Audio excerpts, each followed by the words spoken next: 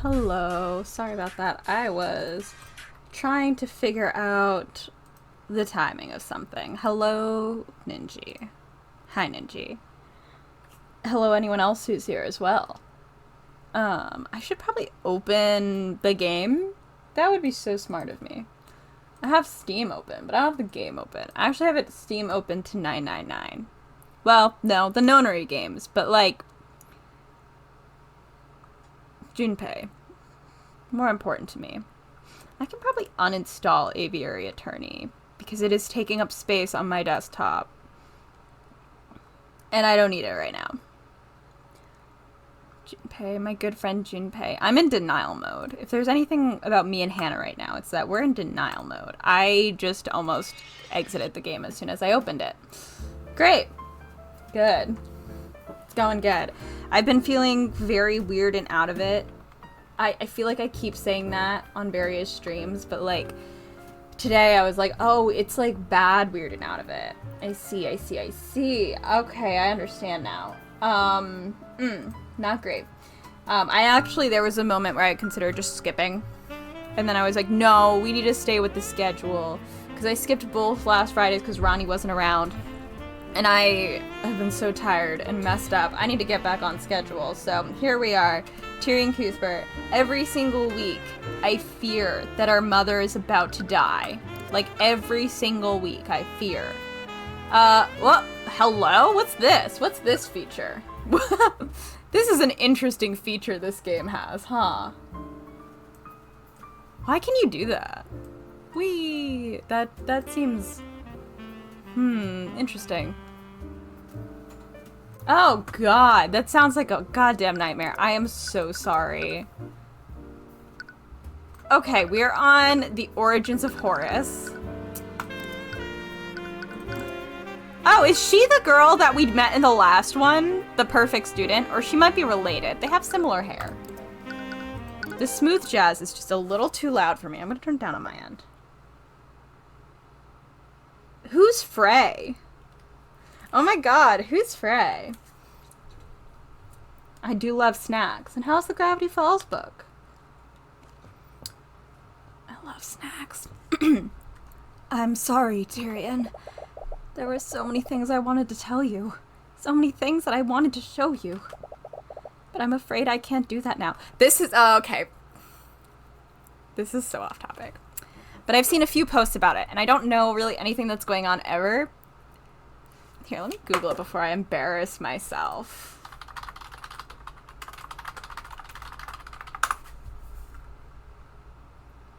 Yeah,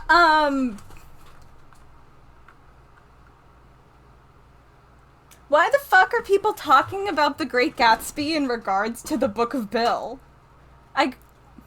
Listen, I'm like so not normal about The Great Gatsby right now in a way that has seriously impacted my way of being since I saw Gatsby and American Myth at American Repertory Theater, which is, I think they're done now. Help. But, why? What? Huh?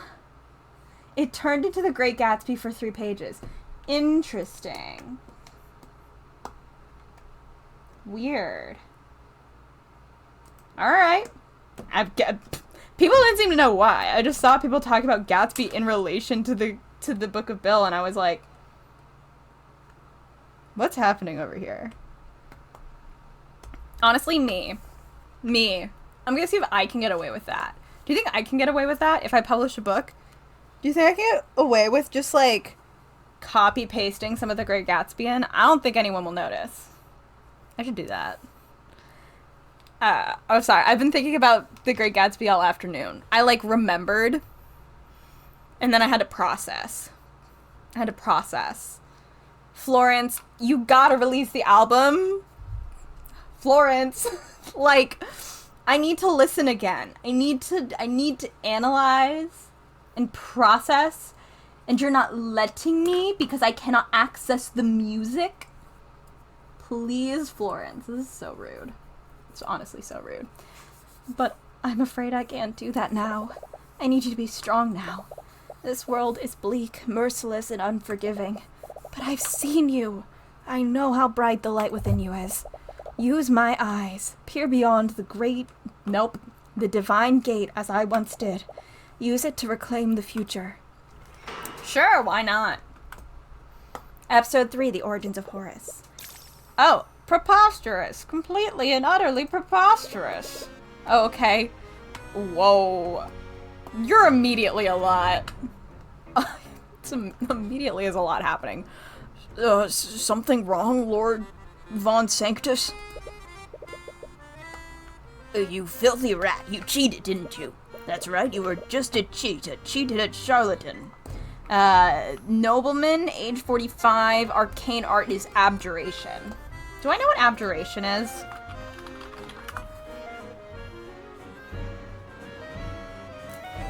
I actually wanted abjuration in D&D, not this. Emphasizes magic that blocks, banishes, or protects. Great. Hello. Hello.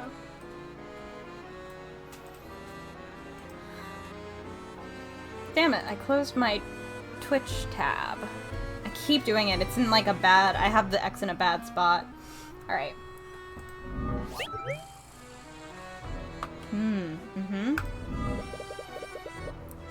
Do you have any evidence to prove that ridiculous claim? I mastered chess before you could crawl out of whatever rat hole you came from. Oh, we're back on chess. Nice. Do you honestly expect anyone to believe that you could defeat me?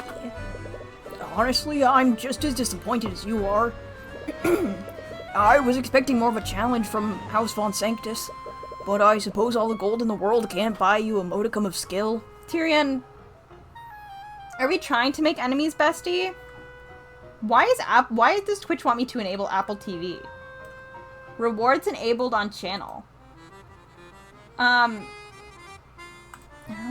don't need to have Apple TV rewards. Yeah, Tyrion, this is how you get stabbed in a back alley. We don't need to be doing this, bestie. You little upstart, Al. Oh, no eyes. Von Sanctus's acquaintance clears his throat and gestures subtly to the crowd of spectators. Everyone's attention is on him, and you can see the crowd muttering amongst themselves. His undignified behavior probably isn't doing any favors for his public image. Realizing himself, he tries to regain his composure. It's preposterous. He walks away, muttering the word preposterous under his breath a few more times. It sounds like he's trying to reassure himself more than anyone else.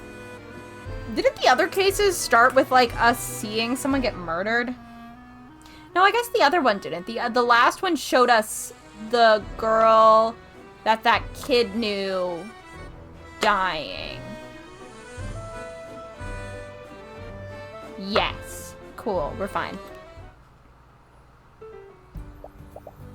I mean, I guess this one also technically started with, like, our dead mom or whatever talking to us, so...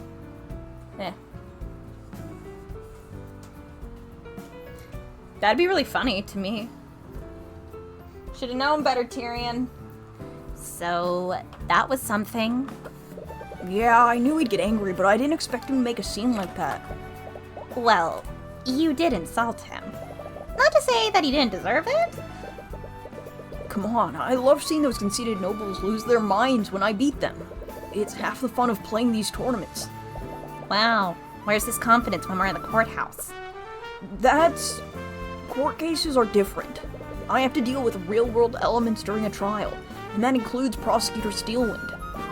Prosecutor Steelwind, huh? I wonder if she plays chess. Now there's a thought. You wonder if she'd be willing to play against you sometime. She can't be any worse than these pampered nobles. Anyway, we should celebrate somewhere in town. Even if he was a pushover, you just beat one of the top-ranked chess players in the kingdom. To be honest, you had your reservations about returning to the city of Oranax. Sure. If you weren't facing one of the 4 pillars, you would have never come back here. You'd rather leave the city as soon as possible. I saw a cafe when we were walking around. The food smelled great. I'd really like to go there. We could always go to one of the cafes in the castle. Castle. There are plenty of places to choose from there. Trust me, I've traveled around the world. There's nothing better than food from a thriving port city. All right, I suppose there's no harm in staying a little longer. She does have a point. The city streets seem livelier than when you last saw them.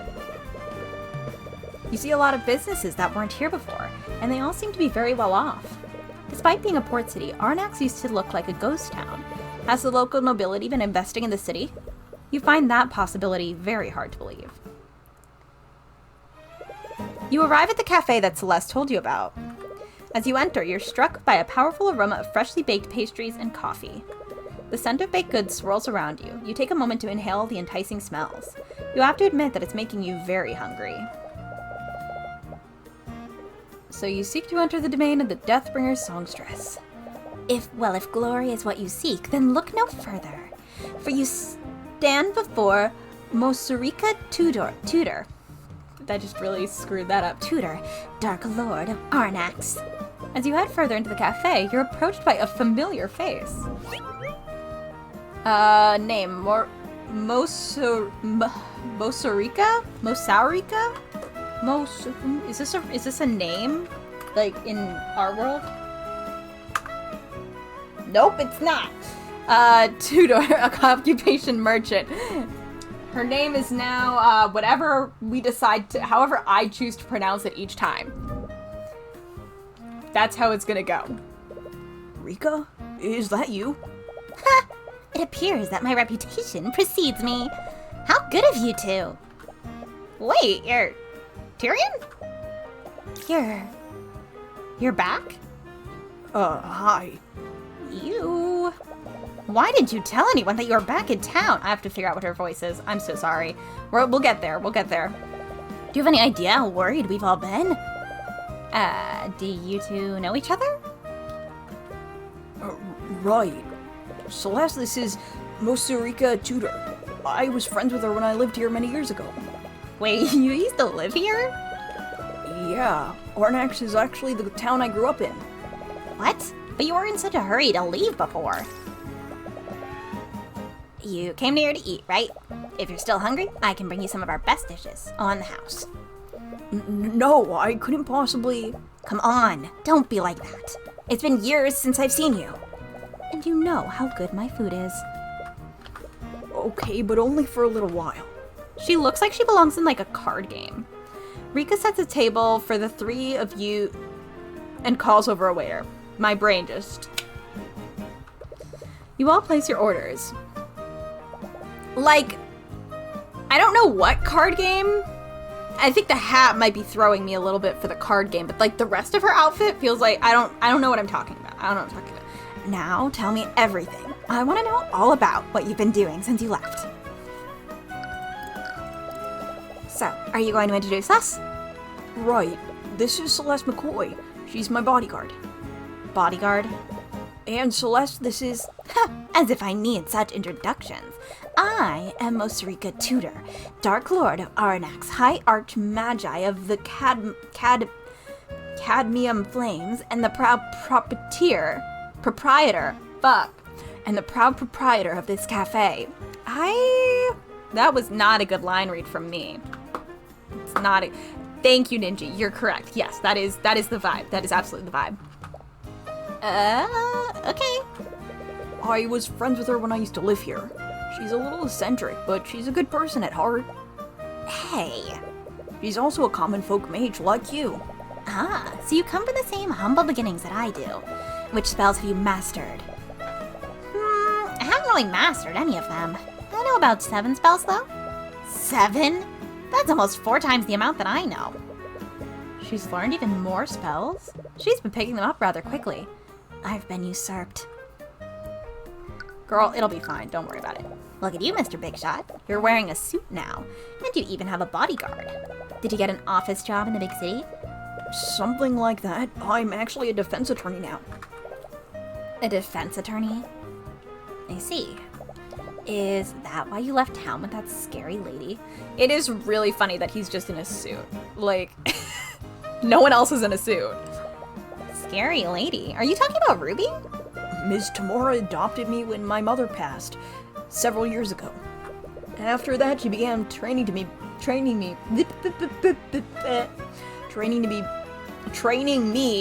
to become an attorney like her. Wait, You've been studying to be an attorney since you were a kid? Can't think of any normal characters who do that. Well, I guess that explains why you're so young for a lawyer. Said the 19-year-old mercenary? Yeah, I guess you got me there. Are you the owner of this cafe, Rika? You always spoke about opening one when we were kids. Yep, and it's all thanks to the Dracogen Trading Company. Dracogen? Yeah, let's go with that. The company's owner invested in my business idea after trying my food. Because of him, I was able to open up here, just like I've always dreamed. Dracogen Trading Company. I don't think I've heard of them. They're pretty small right now, and they're only operating in Arnix. But I hear they're planning to expand their operations throughout Wyvengard. But I would have thought that Lord Von Sanctus would have weeded out any competition. What is happening? Okay. After all, he owns one of the largest businesses in the kingdom.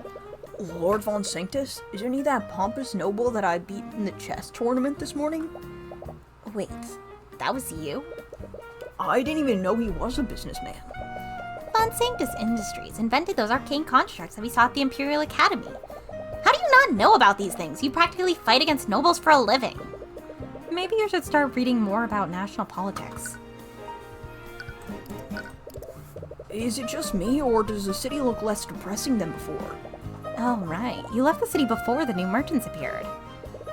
New merchants? Like from a merchant's guild? Yeah, the Dracogen Trading Company was one of the first. They started operating here and bought the Arcane refinery a few years ago. After that, merchants from all over Wyvengard started coming here. Well, being based in a port city would definitely give them an edge.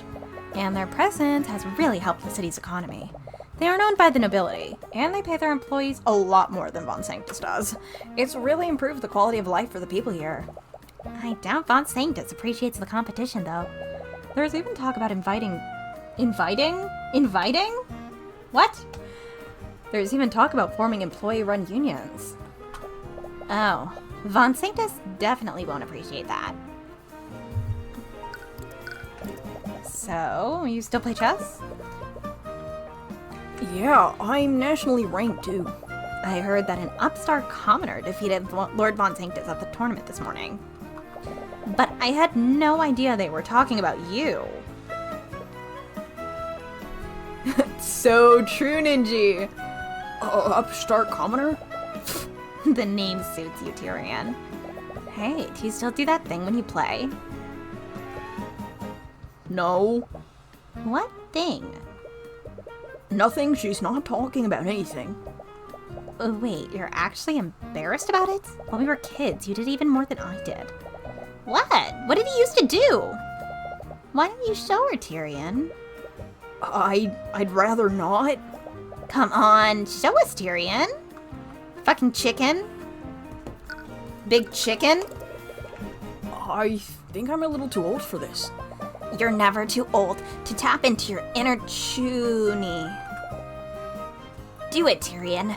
Yeah, do it, whatever the fuck inner Chuny is.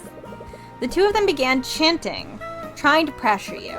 It draws the attention of the other patrons in the cafe. They don't seem to care about the confused looks they're getting. It seems that you don't have a choice. You take in a deep breath.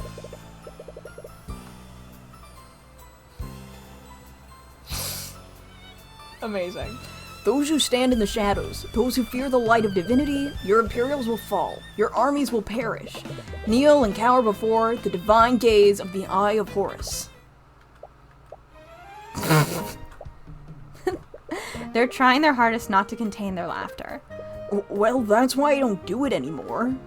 No! That was great. It was really cool, Tyrion. Her poorly contained laughs are coming out between each word. And why are you laughing? You were just doing it a moment ago. Yeah, but she owns it. She's also not wearing a suit, so, Ugh.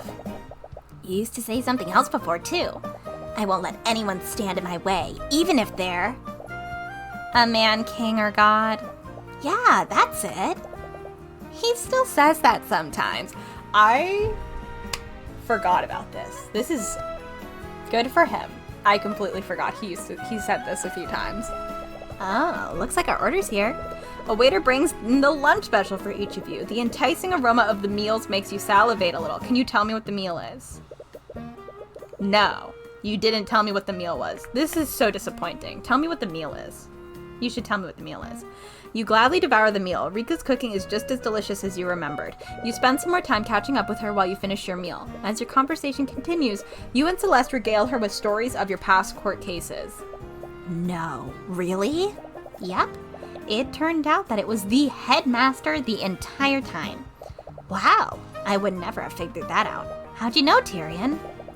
Maybe he saw it with his eye of Horus. You nearly choke on your drink before you realize what she's actually referring to.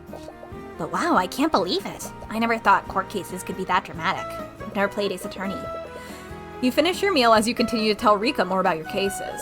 It's nice being able to talk to her again. You tried so hard to leave everything behind after what happened, but you're happy that she seems to be doing well. Well, it's been nice catching up with you, Rika. But I think it's time for us to get going. What? But we just got here. It's okay. I'm sure you're pretty busy nowadays. I won't keep you any longer, but be sure to write, okay? Don't just go and disappear like last time. Yeah, I'll stay in touch. You'd better. That'd be very good, Ninji. You exit the cafe and make your way to the local Merchants Guild to rent a carriage. The city streets seem a bit more crowded than usual. It's a little difficult to make your way through them. Hey, Tyrion? Yeah? Celeste is fidgeting with her hands. She looks like she wants to say something, but every time she starts to speak, she quickly stops herself. This happens a few more times before she seems to give up. Never mind. It's nothing. Okay. You both continue to walk silently as you make your way to the Merchants Guild. As you make your way there, the streets become more and more crowded. You hope the traffic won't interfere with the ride home. Who's dead? Hi, could we rent a carriage for travel to Rathholm? Oh, hey, it's this guy again. Sorry, but travel outside of the city is temporarily closed. What? Why? Haven't you heard? The Knights of the Kingsguard have locked down the city. They set up a blockade and everything. Check the city gates if you don't believe me. As you arrive at the city gates, you can see the blockade that the merchant was talking about. A crowd of disgruntled townsfolk are angrily shouting at the knights stationed there. This is an outrage. How long do you plan on keeping us here? Sorry, but we have our orders. We can't let anyone outside of the city until our investigation is complete. There's an investigation. Did something happen? Can you at least tell us what's going on? Why is the entire city Why is the entire city being blockaded? Sorry, sir, we're not allowed to release information. Or bad information? I don't know. You'll just have to make other arrangements while we sort this out. Actually, I haven't seen you two around here before. I'll need to take down your names and occupations for our records. What? Why? It's fine, Celeste. We're better off just cooperating with them. It's an invasion of privacy, but you'd rather not resist orders from the Kingsguard. I'm Tyrion Cuthbert, but I'm a defense attorney. Fine. I'm Celeste McCoy, bodyguard. Thanks. You look over to the other Kingsguard. They seem to be taking notes of the people here too. They must be making a list of everyone inside the city, but for what reason? Okay. I have an important engagement tomorrow. What am I supposed to do now? This can't possibly be legal. The townsfolk continue shouting at the knights, but it's clear they won't be budging anytime soon. What are we doing now? What do we do now? You notice that it's starting to get late. We don't know how long the city will be blockaded. We should find a place to stay overnight, just in case. Wow, this totally looks different than the McCoy Tavern.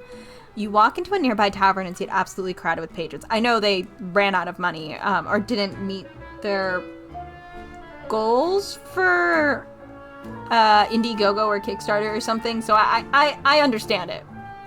It's a little funny though. I would have at least flipped the image, you know? Like, I would have flipped the image. I feel like that could help a little. You walk into a nearby tavern and see it absolutely crowded with people, believe me. Looks like everyone else had the same idea. Hey, welcome to the Edgewind Tavern. What can I do for you? Could we get 2 rooms for the night? Sorry, I can't even spare one. We're completely full with the blockade and all. Wait, let me take care of this. Celeste takes out a large pouch of gold and plops it on the innkeeper's desk. Well, would you look at that? One of our rooms just opened up. Only one? Hey, the entire city's locked down. Even with your gold, that's the best I can do for you. What, embarrassed to share a room with me, Tyrion? No, it's just... You realize she's just teasing you like she usually does. Best not give it any mind. Well, it's better than nothing. And that is definitely not Celeste's bedroom. Definitely not Celeste's bedroom without the artwork. So, how should we... Oh, I was just kidding before. You can have the bed and I'll just sleep on the floor. What? I can't just let you... Please, we might both be commoners, but you live a cushy life in the city. I'm a mercenary? I've lived on the road for years. I sleep like this all the time. She's got you there. Alright, but tell me if you change your mind. Yeah. Murder. Murder. Hey, I didn't see you there. I was just... Just walk past him. What? Hey, watch it. Quit shoving me. Wait, whoa. Up. Holy crap, pull me up. I can't hold on for much longer. You idiot. What are you doing? What? Grab his arm and pull him up. Up. My hand. What the hell are you doing? Your grip is too tight. Stop that. Wait, I can still... Up. No. No. What happened? I should have been able to... By the scaled lord, you fell in. No. I can use this. That's right, I can still make this look like it was all his fault. Yeah, sure. I'd love to save my progress. You find yourself falling into a nightmare. Tyrion, I'm so sorry. I'm also sorry for hitting my mic with my hand. I can't believe they made you watch. Are you okay? Did they execute his mother? Was his mother executed? Wait. Right, of course not. Well, I chose a fitting name for this strain. Oh god, Mom, please don't die. Tyrion. Child watching his mother be murdered. Normal things. Are you going to keep fighting them? Yeah, age 10. Your voice is quiet. Your question barely comes out as a whisper. What? Are you going to keep fighting the nobility? I don't know if I can anymore. Today they showed me what they're truly capable of. I was naive. I thought the truth would prevail, but I'm only one person. I can't do this alone anymore. So you're just going to give up? You're the only one who will fight against them. If you're just going to give up, then... Was my mother's death truly pointless? I'm sorry. Teach me how to be like you. What?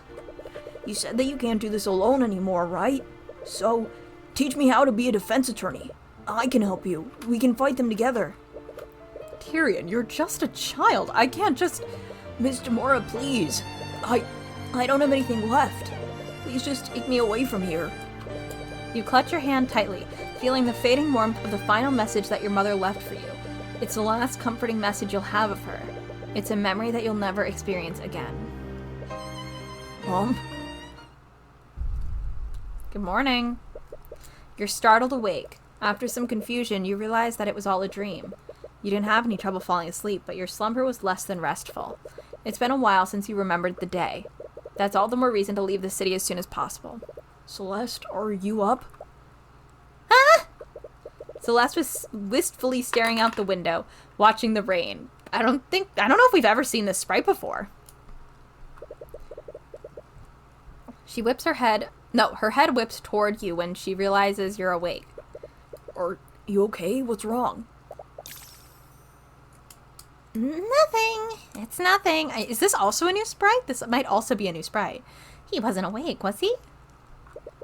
She doesn't seem keen on sharing. It'd be best not to cry.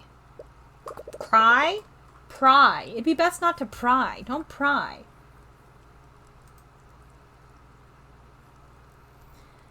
Anyways, do you know if the city is still under lockdown? I haven't checked yet. I was waiting for you to wake up. Oh. Rain. You go outside and check the city gates. The blockade still hasn't disappeared. In fact, it looks like it's been fortified with even more knights. Looks like we can't leave yet.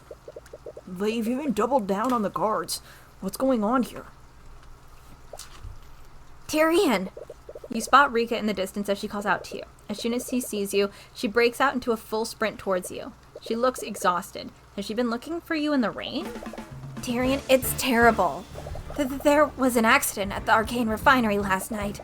One of my friends who worked there, he fell into a vat of chemicals. He's dead. Oh, Rika, I'm so sorry. If there's anything I can do...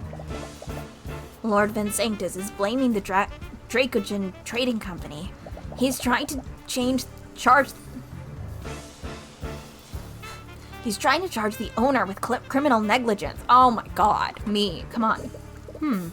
As the Lord of the region, Von Sanctus would have a lot of leverage in a legal battle like this. I am struggling. He must be using this accident as an opportunity to oust Dracogen from his territory. Tyrion, you're a lawyer, aren't you? Can you help them? I don't think I can. What? But Rika, I specialize in homicide cases, and most of my clients are mages who've been charged with murder. I've never even tried a case like this before. There isn't any magic involved, and there's no killer. Don't worry, I'm sure the Dracogen Trading Company knows plenty of qualified attorneys who can help. I'm not so sure about that. Think about it. A lord from one of the 4 pillar families is pressing these charges. Do you honestly think anyone else will try to fight them on this? She has a point. There aren't many attorneys who will go against the nobility under any circumstances. The only ones who will do that are you and Ms. Tamora. Alright, I'll see what I can do. Really? But please don't get your hopes up. I have very little information to work with right now. And to be perfectly honest, I'm really out of my element. That's okay. I'm sure that Mr. Dracogen will help. Take any help he can get. Mr. Dracogen? He's the owner of the Dracogen Trading Company. Blah, blah, blah. He should be at the old arcane refinery right now. That must be the scene of the accident, too. It would probably be best to start your investigation there. I've been away from the shop too long, so I can't come with you. But drop by the cafe if there's anything I can do to help. So is this... The timeline's a little weird for me. Because she said last night my friend died, and this gives the appearance of mourning, but the blockade started yesterday. So is the blockade because of this death or because of a different death? I assume it's because of this death, but I feel like we could have worded things a little bit better to make it more clear, because that feels like a little unclear to me. You follow Rika's directions and move through the city's industrial district.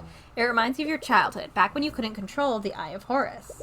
You always avoided this part of the city. It was always covered with an overwhelming fog of misery and fatigue. Fatigue?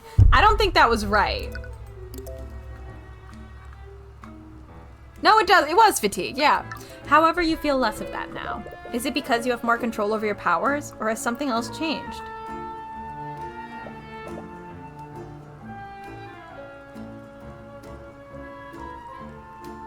Alright, here we are. You arrive at the refinery and see that there aren't many people around. The few people you do see appear to be from the City Watch. Operations must have been halted after the accident.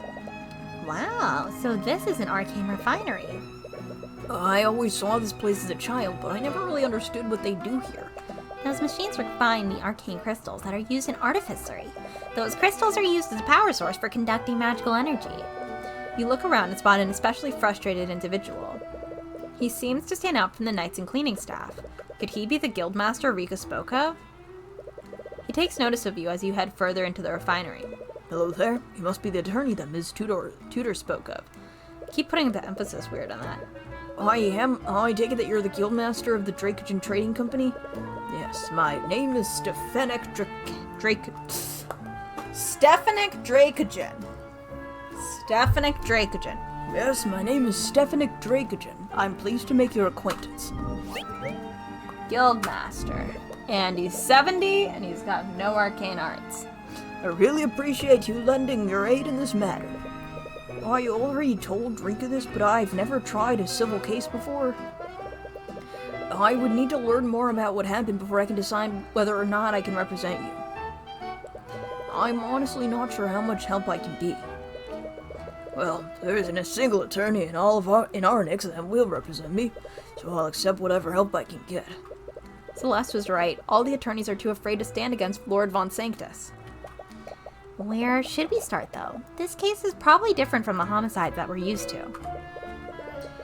Homicide or not, the case revolves around a wrongful death. If I did represent Dracogen, I would need to prove that he wasn't at fault for the accident.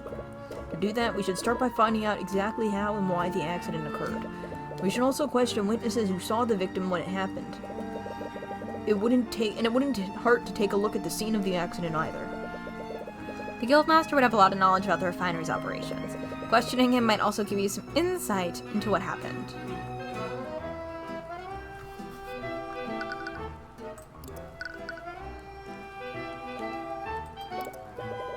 To start, could you tell us exactly what happened? Well, it all began during the work rush yesterday evening.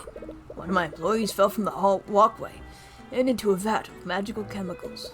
Those chemicals contain extremely volatile and destructive evocation magic. Because of that, he unfortunately died before we could have pulled him out. I see. That all just sounds like an unfortunate accident. Why is Lord Von Sanctus blaming you for what happened? There are guardrails on the walkways to prevent people from falling. Supposedly those guardrails broke apart when that employee tried to lean against it. According to Von Sanctus— Whoa! You got angry. According to Von Sanctus, the accident was a direct result of my negligence to maintain the refinery. But my employees have taken great care to inspect and maintain the facilities. I have no idea how this happened. Is he telling the truth? This could all be lip service. The only way to know for sure is to inspect the walkway yourself. Earlier you said that the victim was an employee of yours. Would you tell us more about them? Yes, I hired him just a few months ago. It's a shame what happened to him. He was a young man named Justin Way. Was he a good employee? He was a hard worker. But he was a bit rough around the edges when he first started. Before working for me, I heard he'd always spend his time with the local delinquents. Ms. Tudor practically begged me to hire him. She told me she wanted to turn his life around. It does sound like something Rika would do. She always had a habit of getting involved in her friends' businesses. Her friends' businesses? When you live a life like Justin, it helps when you have something to give you some structure and direction. So I decided to give the boy a chance by hiring him. He was clearly a hard worker. He did well to earn his keep. He always followed the rules. This voice is making me yawn, so I have no idea why I was up in the walkway. Wait, he wasn't supposed to be on that walkway?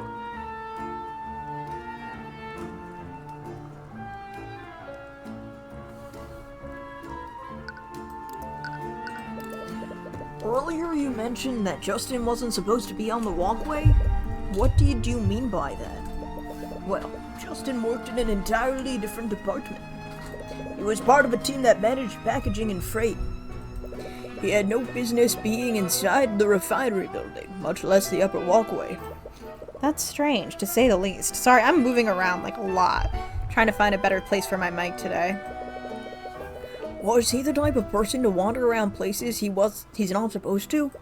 No, like I said before, he always followed my rules.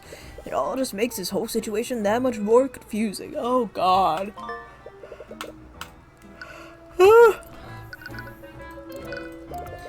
Was there anyone around when the incident occurred? Accident? Fine. Did anyone see Justin fall? There were many employees here at the time, but there was only a handful of witnesses who actually saw Justin fall from the walkway. Who were these witnesses? If I remember correctly, Ms. Tudor was the one who saw him fall. Uh-oh. Wait, Rika was there when it happened? Yes. She witnessed the accident alongside the harbor master. Uh-oh. Morrison. Oh, you're acquainted with him? I am. Morrison was close friends with your mother when you were a child, but after you left Arnax, you went out of your way to cut contact with everyone from your past. What were all these people doing here in the first place? Rika is a cafe owner, and Morrison is a harbor master. I'm a little concerned about that myself. I'm still unsure about Miss Tudor, but the harbor master, blip blip blip, was accompanied by a nobleman of some sort. A nobleman? I'm not privy to specifics, but apparently that nobleman had the legal authority to go wherever he wanted. You'll have to ask Morrison about that. But it will be awkward to speak with him after all these years. Oh, good. Well, that doesn't look great, does it? I don't know how much that'll help, girly, but sure. Tyrion, do you need me to scan for magical traces? Well, there aren't any magical elements in this case, but I suppose it wouldn't hurt to check. Alright. Repario Arcanum. Well... What? What's wrong? There are traces of transmutation all over the guardrails. Transmutation? Do you see those traces anywhere else on the walkway? No, it's only on this area. Transmutation is the school of magic that changes the properties of physical objects. Usually, mages use transmutation spells to strengthen and repair objects. How did the transmutation spell affect the guardrail? Someone used a spell to change the physical property of the guardrails. Judging by the current state of the rails, we can only conclude one thing.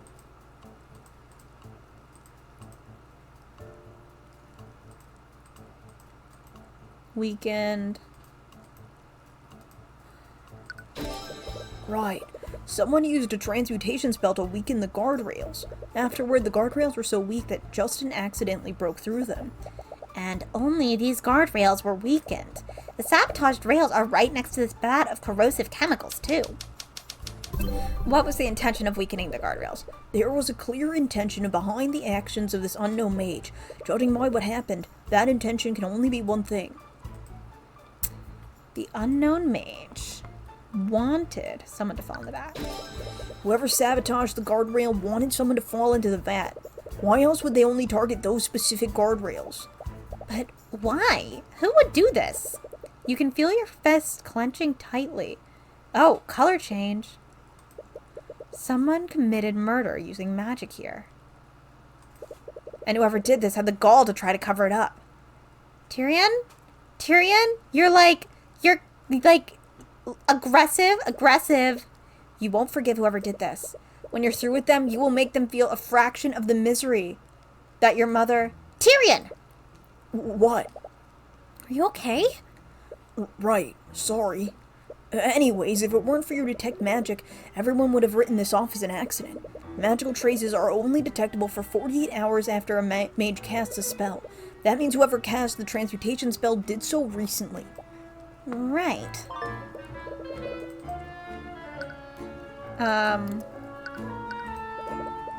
It's a vat of very dangerous magical chemicals. Supposedly, they're corrosive enough to dissolve anyone unfortunate enough to pull into it. Celeste is watching you carefully. She can be a little overprotective at times. Yeah, Tyrion, don't fucking fall into a vat of goo. It looks like the guardrails completely broke apart. The rails are completely rusted, too.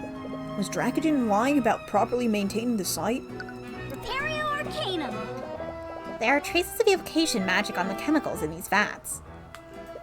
That makes sense. Evocation is the school of magic for spells that create and disperse energy. These chemicals probably induce some sort of magical reaction to create arcane crystals. Take a little sippy. Take a little sippy.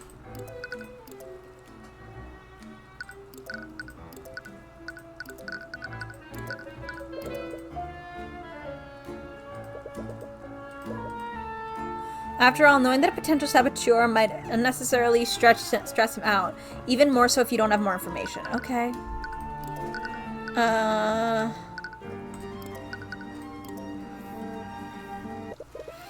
You arrive at the harbor in search of Morrison, the harbor master.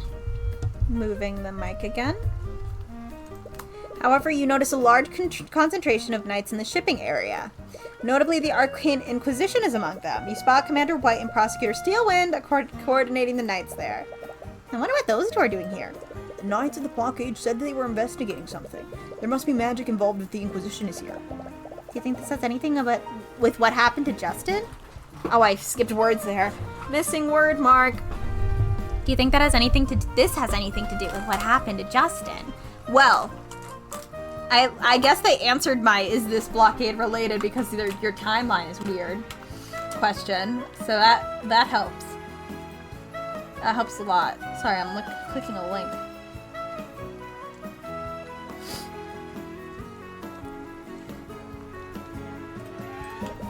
I doubt it. We didn't see any Inquisition Knights at the refinery. It must just be a coincidence. No, it's not, bestie. What do we always say about coincidences? You're probably right. The universe is rarely so lazy.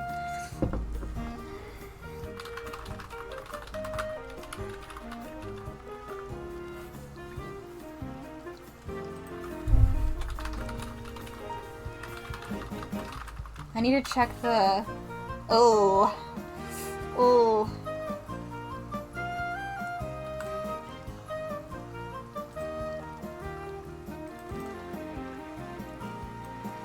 Is that really just from BBC Sherlock? Is that not, like... I'm sure it has origins somewhere else, but... That specific, like, what do we say about coincidences? Or coincidence, the universe is rarely so lazy. I think that specific wording might be specifically from BBC Sherlock. Ooh, that's awkward. That's really awkward of me. Ooh. Not awesome. Me trying to forget about my past versus me always bringing up BBC Sherlock, even unintentionally. Even unintentionally. Very unintentionally.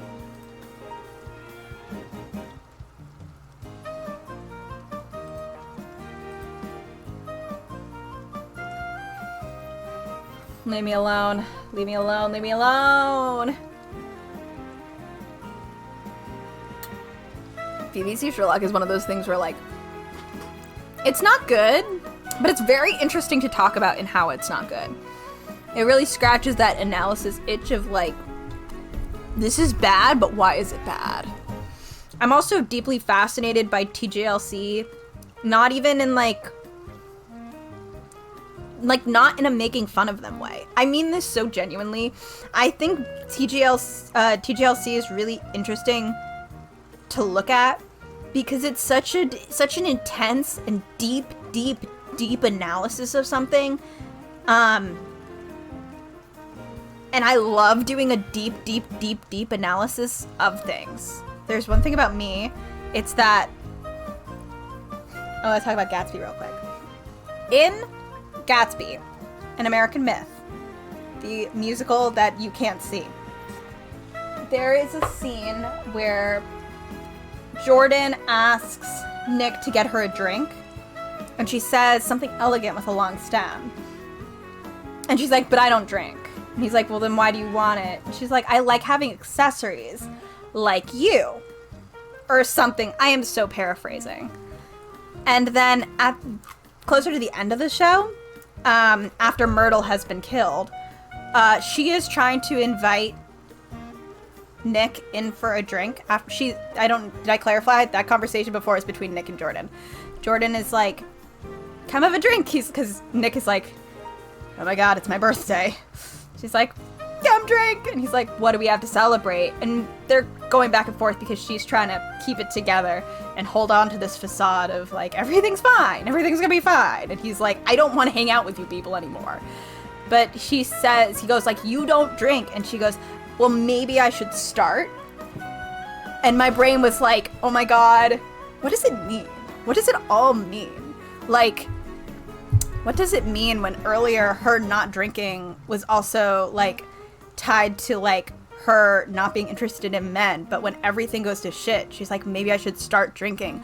Maybe I should be heterosexual and conform to that standard of society. And it's like, was it meant to be that deep? I don't know. But I've been thinking about like these two tiny instances since I saw the show.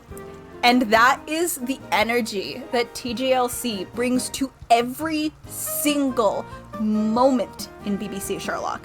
Literally every single scene, every look. I always bring up the drink theory because that, to me, is like the essence of like this really, really, really deep analysis that could be interesting if the intention is there from the creators, but like, it's not.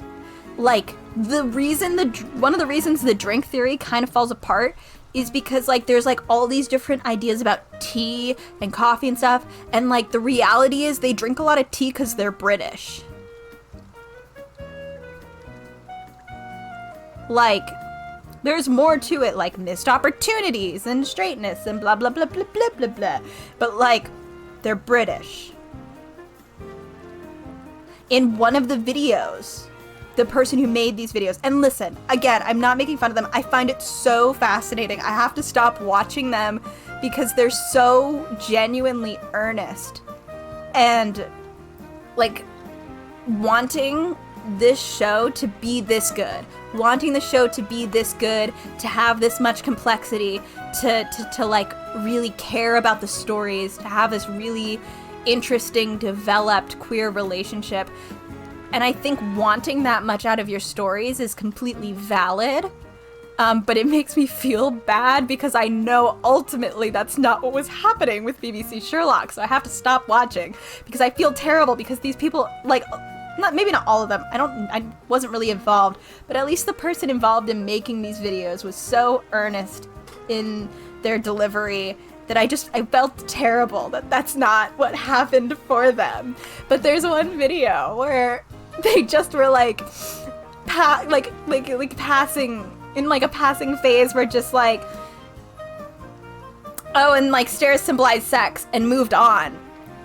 And I couldn't find anything in the comments or in their linked sources, a lot of which no longer exist because some people were very mean about TGLC, so a lot of these things are deleted.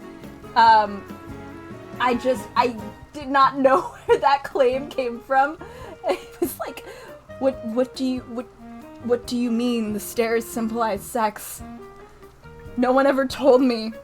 If anyone watching this VOD knows what the fuck that means, this has been haunting me since like 2017. I need to know. What did that mean? Does anyone know what that meant? I haven't been able to figure it out. Anyway, this was a long tangent. I'm really out of it this week. It's been a distracted bad time. It's been a very distracted bad time. I can't get anything done, like at all whatsoever.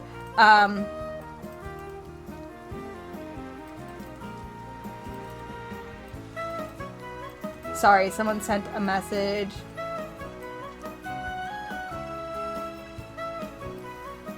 Alright. More things distracting. We're supposed to be playing a video game. You're probably right, but I'm kind of curious about what the Inquisition is investigating. It has nothing to do with our case. It totally has something to do with your case. Why wouldn't it have something to do with your case? It's a mystery game. Everything is connected. It'd be best to leave them to their business. I think you should actually probably go tell them that this case actually involves magic.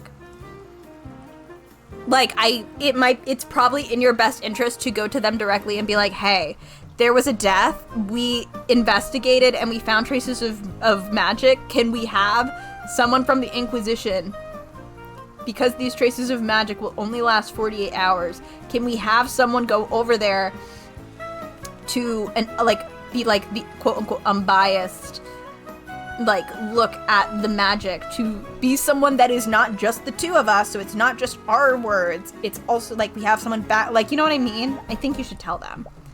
All right. Oi, you there. You best clear out. The knights have closed the harbor. Morrison? Bob, do I know you? Wait, Cuthbert, is that you? Harbor Master. Hi. Age 64. I heard from little Mosarika, I can't with her name. that you were back in town. What can I do for you? We heard that you were at the refinery yesterday. From what we heard, you witnessed the accident. We wanted to ask you some questions about what you saw. Though, Right. Mosarika, How do you guys think this should be said? mentioned that you're an attorney now? What? I just hope you're still not hung up over that business with your mother. Sorry, I guess it's none of my business. Anyways, I'll tell you what I know. Still hung up with that business with your mother? It sounds like she was either murdered or executed for using magic. Still hung up on it? What do you mean hung up on it? Tyrion was 10 and presumably saw his mother die. Hung up on it, sir. The fuck are you talking about? Hung up on it? Well, anyway, Dracogen told us that you witnessed the accident.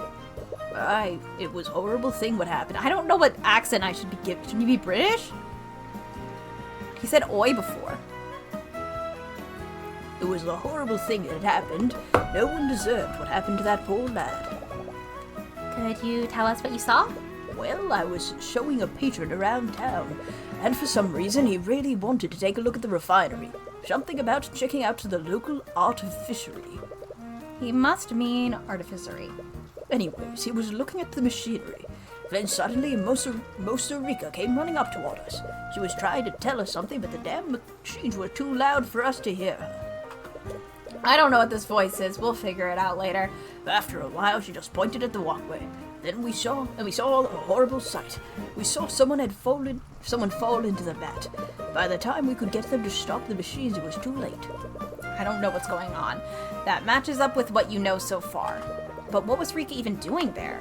She should have still been running the cafe at the time of the accident. And that patron who was visiting the factory, did they also witness the accident?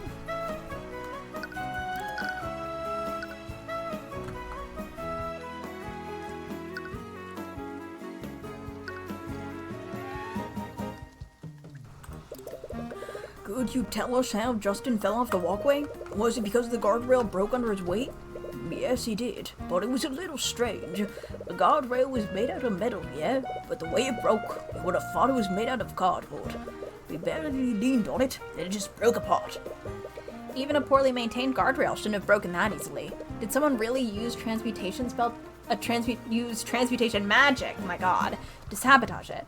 If so, that possibility could clear Dracogen's name. But presenting the possibility of a magic crime might just complicate things. Just fucking do it! You mentioned that you were escorting a patron when the accident happened? Who was he? Did he witness the accident too? Aye, he was right there with me when Rika was trying to get our attention. It'd be hard to miss with the commotion she was making. As for who he was, he said his name was Aster. Aster. You don't know anyone by that name, do we not? I thought there was a character named Aster. Or just as I have an OC named Aster. I thought last week there was someone named Aster. Someone was named Aster. But why does that name sound familiar? Do you know what his surname was? No, the lad was really secretive with his last name for some reason. He must have had a recognizable name. Is he a noble from a well-known house? Oh, I think it came up with the conversation with that, the head of her class. I think it came up when we were talking about Steelwind and maybe her betrothed, but I don't know if Aster's her betrothed or not. I think that's where the name came up. Either that or it came up in court when that student was talking to Steelwind, but I do think it was one of the conversations with that particular character. That sounds right to me.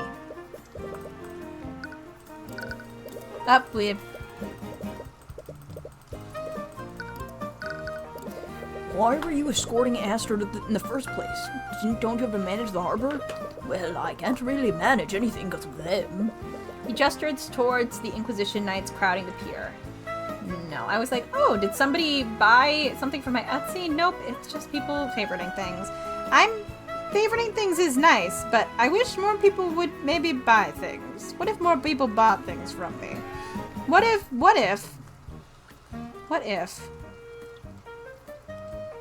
That'd be crazy, because I still haven't hit 100 sales. I would love to hit 100 sales. They've blocked all sea travel out of the city until this mess is sorted out. They have a lot of knights investigating the harbor. Do you know what they're looking for? Well, they didn't hear it from me, but according to them, Aster's ship just up and vanished in the dead of night. Vanished? As in someone hijacked it? That's the thing.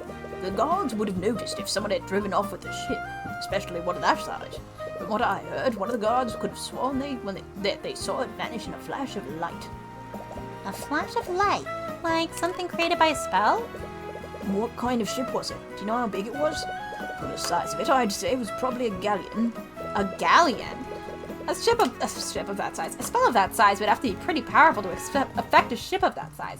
I can't speak. I wonder who this Aster person is. He must be high profile if they're calling in the Kingsguard and the Inquisition for him. All over a missing ship. You spent some time with him, am I correct, Morrison? Did he tell you where he was staying? If I remember right, he was staying at the local inn near the town square. Wait, that's the tavern that we were staying at. If he's this high profile, why is he staying at an inn for commoners? No idea. He's an eccentric one for sure. I don't know what this voice is. I'm so sorry. I'm really out of it this week. It'll probably change next week because I don't think we're going to finish this one tonight, even remotely. I'm going to try not to stay up too late, so... Whoever he is, he also witnessed the accident. You'll definitely want to speak with him. And if he's a noble, there's a chance he's the mage who sabotaged the guardrail.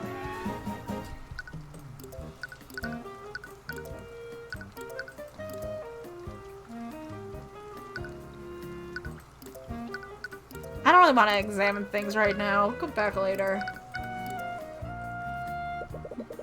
You arrive at the cafe and see that the restaurant is packed with customers. You don't see Rika anywhere, though. She must be preoccupied. Perhaps you should check in when the restaurant is less busy. Damn it.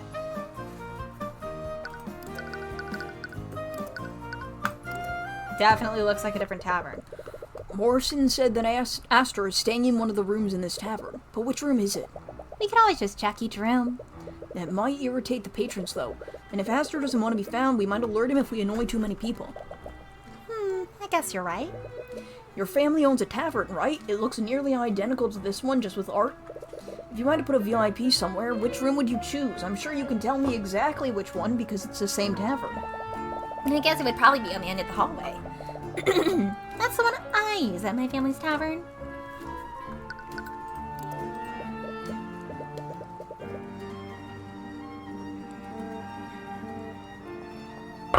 According to Celeste's intuition, the innkeeper would probably have probably given Aster this room. You approach the door and firmly knock on it. Hello?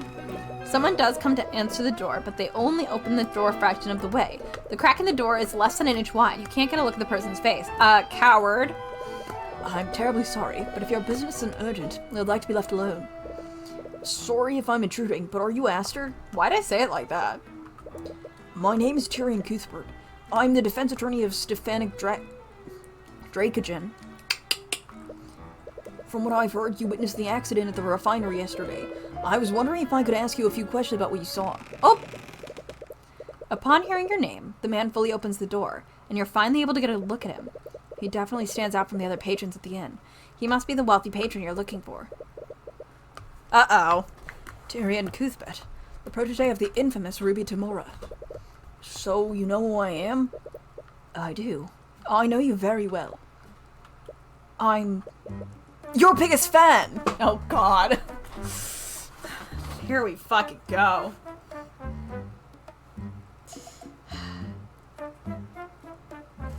One sec.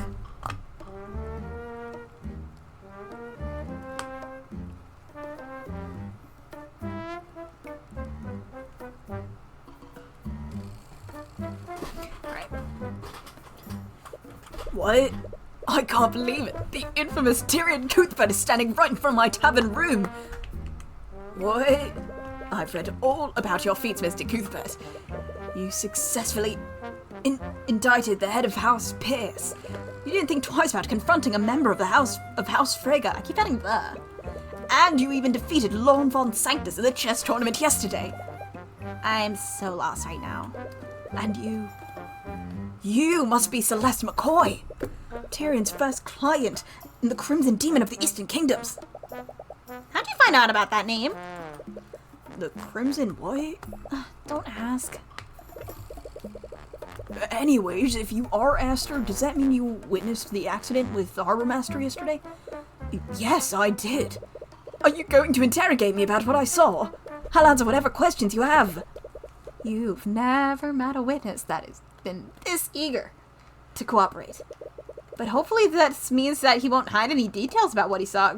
Bestie, do not count on that. Do not count on that. Just trust me, don't.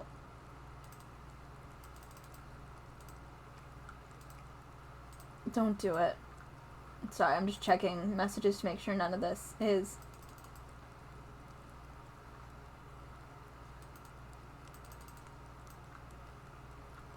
Okay. Oh, that's not what I wanted. You clearly know who I am, but I'm still unsure of who you are, Aster. My apologies. But I would prefer to keep my full identity hidden for now. He's within his right to do so, but you can't help but feel a little suspicious. Well, Tyrion, maybe make some judgments based on the thing in his hair. Like, do you recognize that symbol? We could go full Tony on this and try to dissect it. I mean, we've mentioned a prince at least once. He could be said prince. What the fuck is going on with this thing in front of his jacket? I need a better look at this outfit for sure. In any case, what's your business in Arnax? I was accompanying a ship transporting goods to Lord Van Sanctus. The same ship that was magically stolen? I'm surprised you found out about that. The Kingsguard have been trying their best to keep that information hidden. But I suppose I shouldn't expect anything less from you, Mr. Cuthbert. Flattery will get him nowhere. Wrong, it will get him everywhere. What was on that ship? It must be pretty valuable to be worth stealing. I doubt there was anything on that ship worth drawing the ire of the entire kingdom. The truth is, during the time that my ship was stolen, I was supposed to be on it. I see. The theft of the ship might have actually been an attempt to kidnap you. That's my current theory anyway. It wouldn't make sense otherwise. He seems awfully calm about this. I wonder why. According to Morrison, you were also in the refinery that night. Did you witness the moment the victim fell into the vat? I did. Could you tell us exactly what you saw? Every detail you can remember would be important. Well, it all began when I was visiting the refinery with Arbor Master. I was inspecting the refinery's machines when a girl frantically ran towards us. She was hysterical. It looked like she was trying to tell us something, but we couldn't hear her over the noise of the machines. When she realized that we couldn't hear her, she simply pointed at the walkway. That's when we saw Justin Way fall off of it and into the vat. This next question is very important. Did you see the victim break the guardrail by leaning on it? Yes, he broke the guardrail before he fell. His testimony matches exactly with what Morrison saw. The way he fell was very strange, though.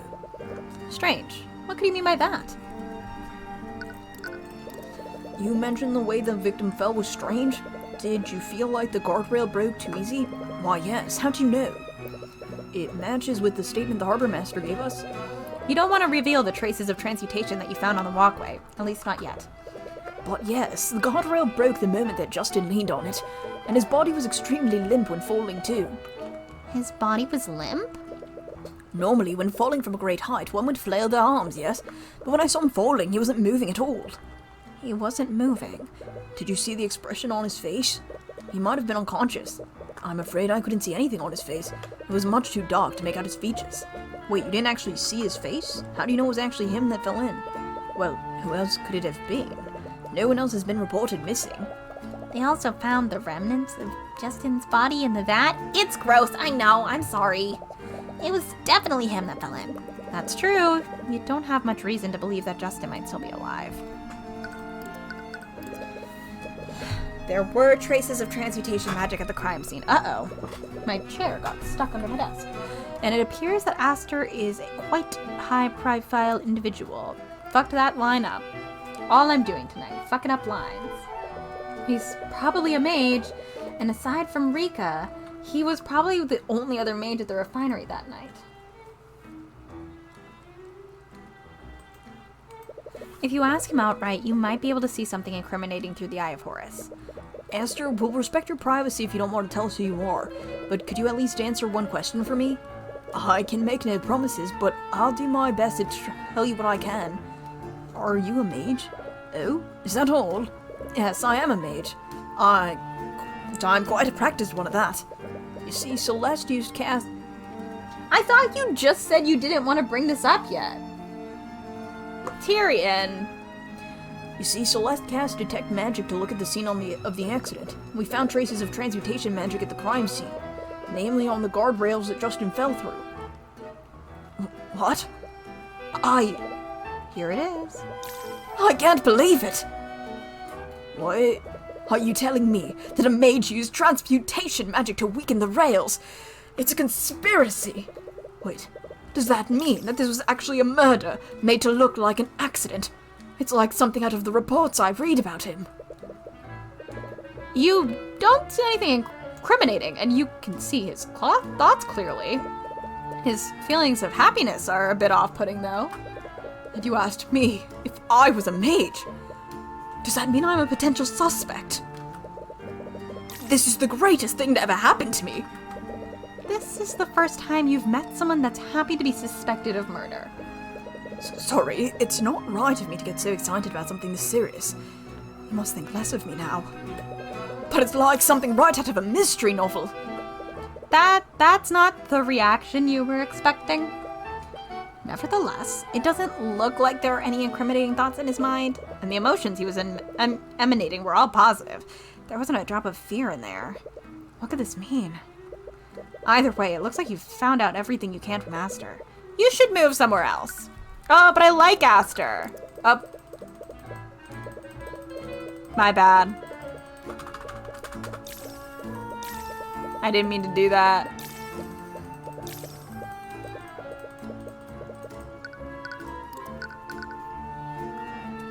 He's fun. I like him.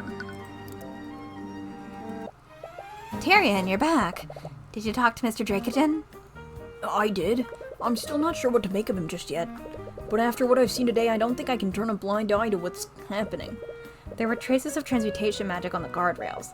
Regardless of their motives, someone sabotaged those rails with the intent of harming an employee at the refinery. If this truly was a murder, you have to find out who did this and why. I'll represent him in court for the criminal case. Thanks. It really means a lot to me. On that note, you were at the refinery when the accident occurred, am I correct? Yes, I was. May I ask you a few questions about what you saw that day? Of course, I'll do whatever I can to help. Oh, psychological profile? Great. By the way, why were you at the refinery that day? Didn't you have to work at the cafe? I was making a food delivery to Justin. Wait, you were delivering food to the victim? Yeah, he never had the time to make his own dinner, so I always delivered his dinner during his evening break. But that night, I couldn't find him in the freight area, so I went looking for him in the refinery building. So the accident happened while you were delivering his food? Fish.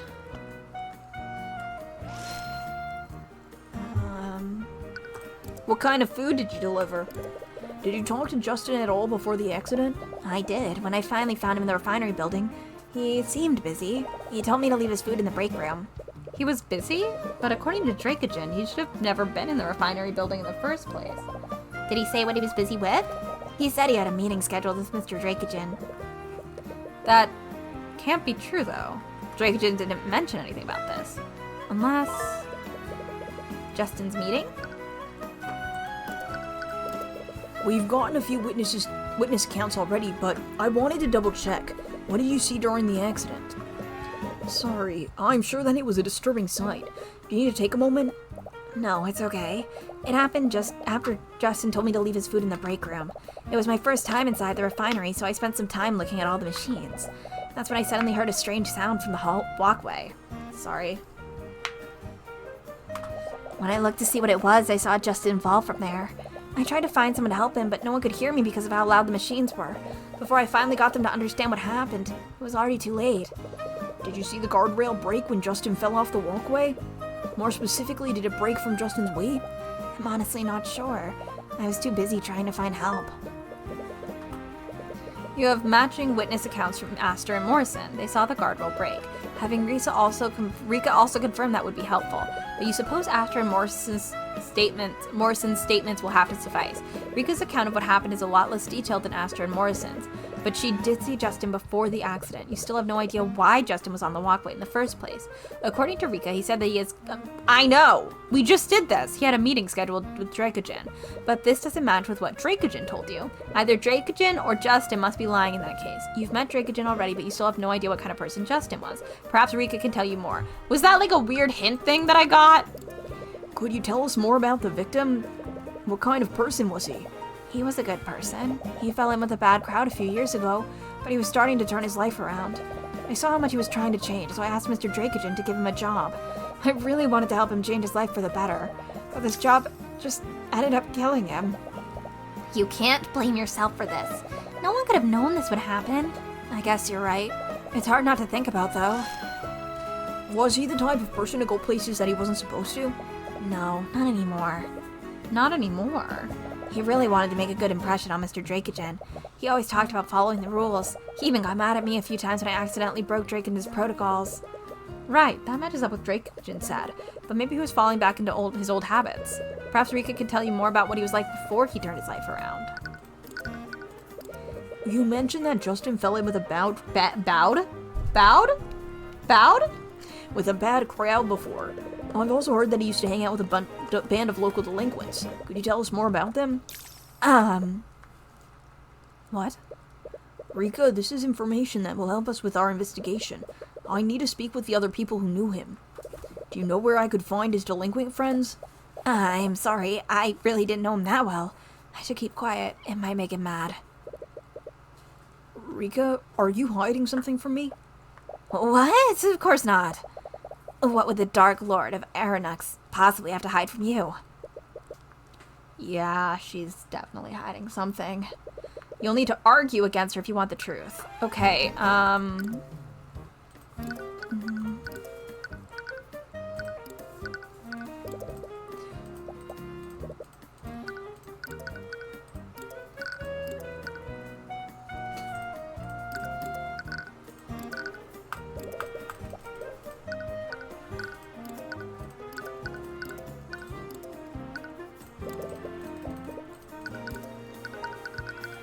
sorry, I'm trying to see if I have anything.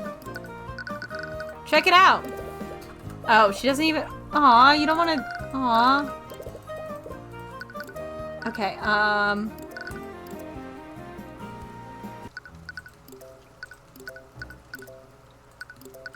trying to find something to strengthen her profile.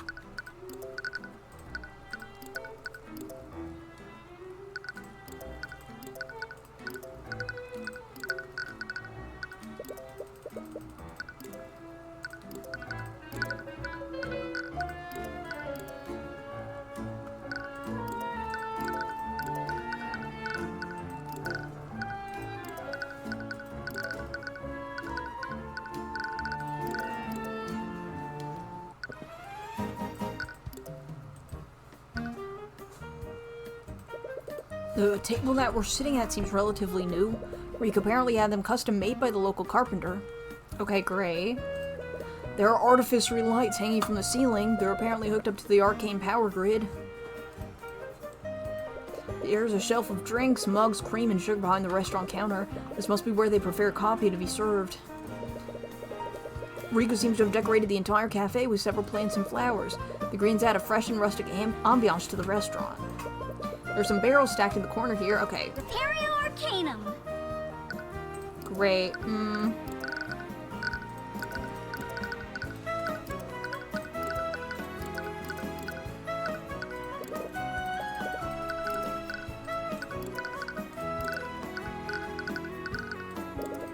Oh, I met with Morrison earlier.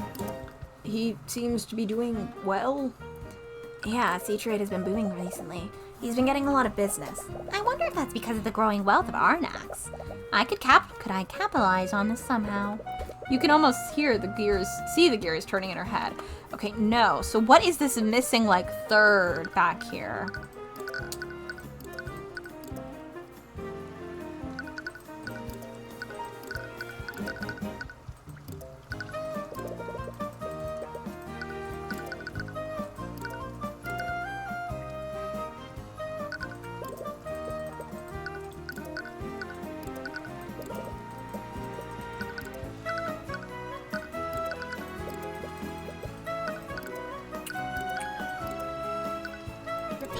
Arcanum.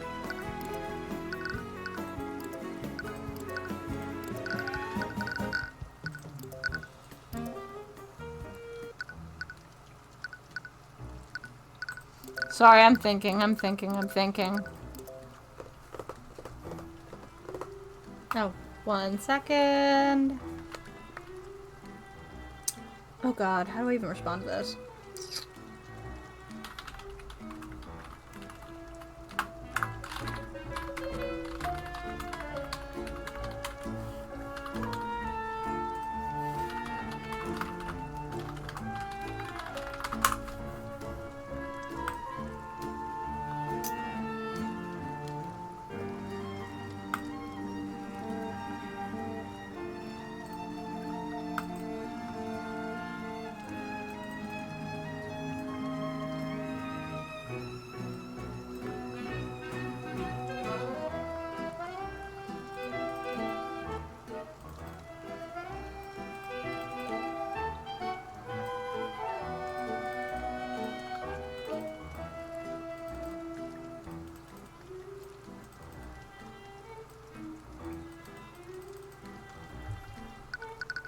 Okay, that's done with now.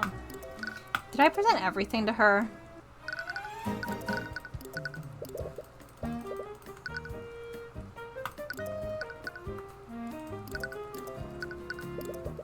Oh, I didn't. I thought I did, and I hadn't.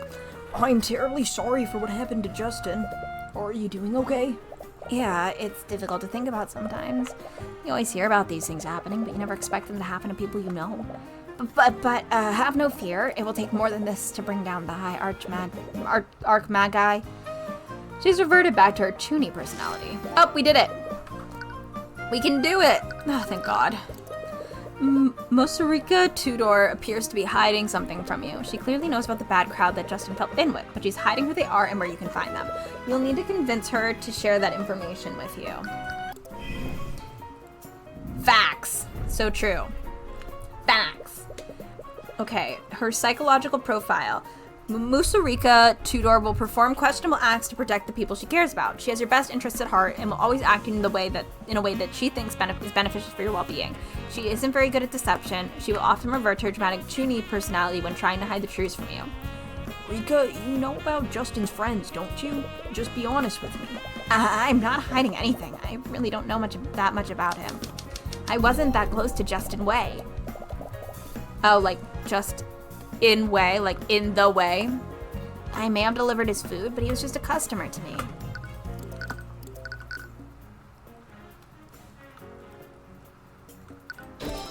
I might have believed that you delivered his food because he was a good customer, but that wasn't all you did for him. You saw that he was trying to turn his life around, and you begged Dracogen to set him up with a job. You wouldn't do that for a customer that you barely knew. Oh, well, that still proves nothing. I am a Sarika Tudor, High Archmage of the Cadmium Flame. Is it so hard to believe that I took pity on a stranger? I only helped him because I'm a generous person. It would only be right for me to equip a commoner with the means to change his life.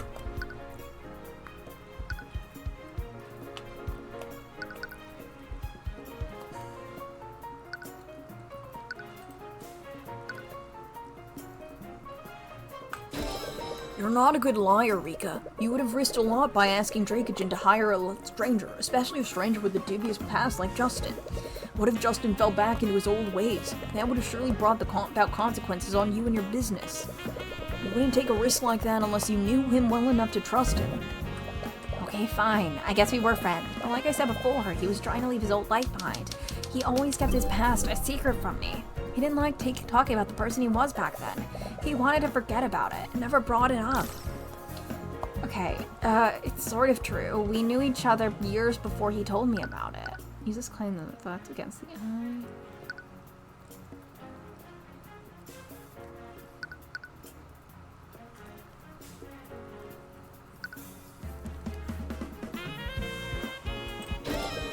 I doubt that, Rika. In fact, I'm sure you were friends for at least a few years. With a friendship that old, I'm sure he would have confided in you about his past. What? No, you need to stay focused. Rika, I don't know why you thought you had to lie about this, What was that? What was that? I'm so confused about what just happened. but I need to talk to Justin's former friends. Is that really necessary? Yes, I need to know why he was behaving so strangely before the incident. His friends might know something about him that you and Dracogen don't. But that doesn't make any sense. There wasn't anything strange about the way he was acting. I think you're just overthinking this, Tyrion.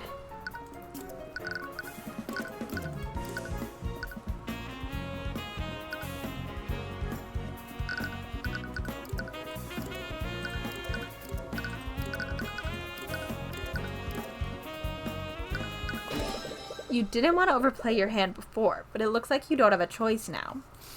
Rika, Justin told you he was heading to a scheduled meeting in Dracogen's office. But according to Dracogen, Justin wasn't even supposed to be in the refinery building yesterday. What? Rika, Justin might have lied to you. No, he would never do that. I need to know why he was up there. And so far, the statements that I've gotten from you and Dracogen don't explain that. I need to talk to people who might know things about him that you don't. Argument 1. Okay, I'll tell you where you can find them. Just promise me you'll be safe, okay? You've successfully persuaded Mosarika Tudor. Sorry, I wasn't trying to lie to you. It's okay, I'm assuming you had your reasons, but I need to know where I can find Justin's old friends. You probably know already, but a few years ago, Justin got involved with a local street gang. They'd always hang around the beach area, but one day they discovered an abandoned house along the coastline, and they started spending most of their time there. A lone house on the coastline? It's that house, Tyrion. That's probably where you'll find Justin's old friends. So, that's why you were being so secretive. Trauma hour, trauma hour. Ooh, Tyrion trauma hour. Ooh. Ooh. What? I'm sorry. Don't be. You're just trying to look out for me, right? Are you going to be okay? I can go there with you if you'd like. No, it's okay. I'm sure you're busy with the cafe right now. And it's not like it's not as if I'll be going alone. Alright, just don't push yourself too hard, okay? Yeah. Okay, let's fucking go. Trauma, trauma, trauma. You arrive at the old abandoned house. Upon looking at the home you left behind, you're struck with a flood of memories. I fucking knew it. Those memories were once happy, but now they only fill you with grief. Tyrion? Are you okay? Yeah, let's look around. You wipe your eyes and begin looking around the house. Suddenly you hear the sound of glass breaking. You rush to look for the source and see 2 young teenagers throwing rocks at the side of the house. The shattered remains of a window are lying on the ground. Ha! Nice shot, Gavin! Gavin? Gavin? In my video game? Hi. Gavin Kraylin. Occupation? None. Real for that. One of the teens, apparently named Gavin, notices you approaching. You got company, Wyatt. Why does he look like a default Sam? Help! Why am I tagged? Why are people tagging me?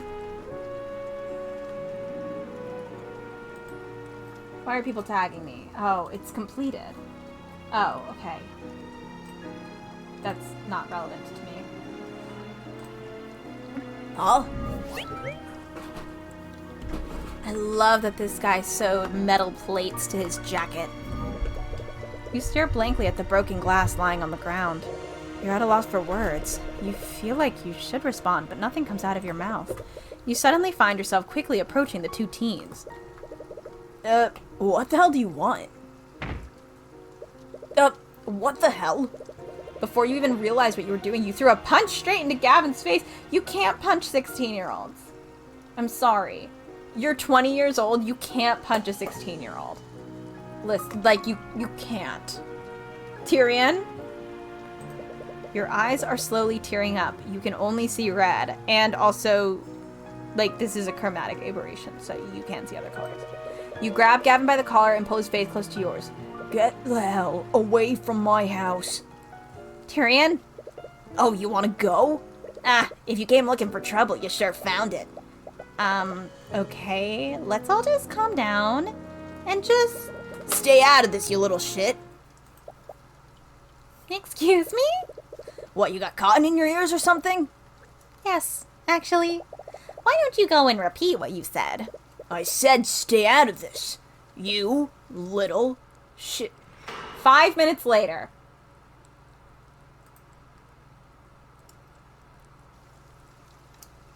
They're dead. They're dead. Celeste, Yes? I'm sorry for losing my temper back there. I didn't mean to drag you into this. It's okay. Our emotions get the best of us sometimes. Celeste, Yes? I think you might have overdone it a bit. Nah. Celeste, Yes? I don't think he's breathing. Come on, just give him a second. You suddenly hear the very bruised and broken form of Gavin sputtering and wheezing on the ground. Me versus Christoph Gavin? Me versus Christoph Gavin. It looks like he's finally regained consciousness. Me. See, he's perfectly fine. Uh, You're fine. Wyatt is staring wide-eyed at Celeste. From the shaking of his legs, it looks like he wants to run away, but he's too frozen by fear to move. Don't bother running. Even with a head start, I can easily catch up to you. Anyways, these two are probably Justin's former delinquent friends, right? Are you okay with talking to them? yes, of course. With your emotions in such disarray, you completely forgot why you came here in the first place. Would you two happen to know the young man who died at the refinery yesterday? These guys are after Justin, but he's already dead. After Justin? Was there someone with a grudge against him? Wyatt clearly thinks that you were sent here on someone's behalf. It wouldn't hurt to play the part to get more information out of him. We're not here to hurt you. We're not here to hurt you anymore. We'd just like to ask you a few questions about Justin. Yeah, sure, man. Whatever you want. Alright, you two talk. I'll work on popping Gavin's shoulder back into place. It's a little disturbing how nonchalantly she says that. Something like that? Sure. What can you tell me about Justin Wayne? According to a few witnesses we spoke to, you used to be friends. Friends is kind of pushing it. Used to hang out back in the day, but we don't know more. It was weird when he started talking to us again. I thought he left for good. But he started talking to you again. Why? He just needed some of the old gear he left at the house. Old gear? What kind of old gear? You know, his thieves' tools. All the tools you need for lockpicking and safe cracking. Tools for lockpicking and safe cracking? Why would Justin need those? What would Justin need lockpicking and safe cracking tools for? Well, he needed to get the gold that he owed your boss. So he owed gold to someone. Word has it that he was working for the merchant that owns the refinery. I guess the owner trusted him a lot. Justin said that he had a way to get access to the safe in the guy's office. Justin was always a whiz when it came to breaking and entering. He even had tools that could crack magic locks. Getting the gold out of that safe would have been an easy score for him. Wait, Justin was planning to rob Dracogen?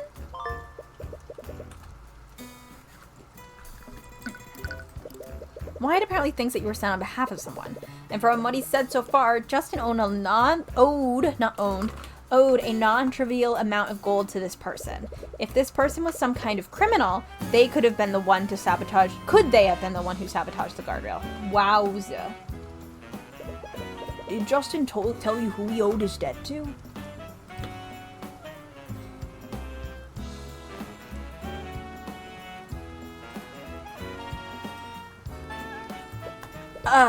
Nah, man, he didn't say anything. They might whack me too if I tell them the truth. So he does know. there's no point in playing dumb. Just tell us what he told you. Did he give you a name? Answer the question. The Eye Taker. He owed gold to the Eye Taker. Hello? It's so funny that they didn't even give us a question mark. They're like, ooh, who could it be?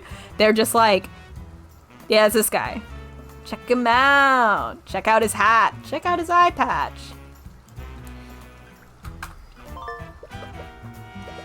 The Eye Taker? That must be some kind of criminal nickname. Why does that sound so familiar, though? Either way, you need to find out who this Eye Taker is. It might be best to ask someone else.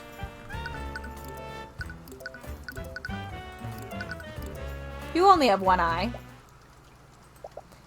Hey, Tyrion, Yeah? back at the house? What was that all about? I've never seen you get that angry before. And you said that it was your house? Yeah, it was my house. It was? Ever since we arrived in the city, you haven't really been yourself. If you want to talk about it, I'm fine, and I don't want to talk about it. You're not fine. I can see it on your face.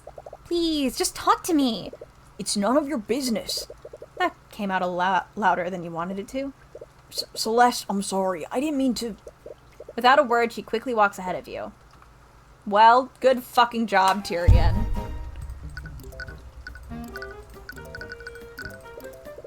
Morrison, do you know about a criminal named the Eye Taker? The Eye Taker? Where'd you hear that name? So you do know about them? Aye, I do. I've learned to keep my distance from him over the years. The Eye Taker is the criminal kingpin of this region. Every large criminal undertaking in this region happens under his watch. He's that big a deal? Of course he is. More importantly, how'd you hear about him? From what I heard, Justin owed him a huge debt. Justin owed them? I knew he used to run around with a bunch of rogues, but I never imagined... I was scared lord. The Eye Taker might be involved in Justin's death. Do you think someone like him could be behind this? Well, there's a saying we have about what happens when you get on his bad side. Let's just say he reminds you of why he has that name. Okay, man with only one visible eye. So you know who the Eye Taker is now. It definitely adds another angle to this case. Hello, Nate. But there are still some elements of this that don't make sense. You need to take some time to work through it all. But you should go talk to Dracogen first. He'll want to see everything that you found.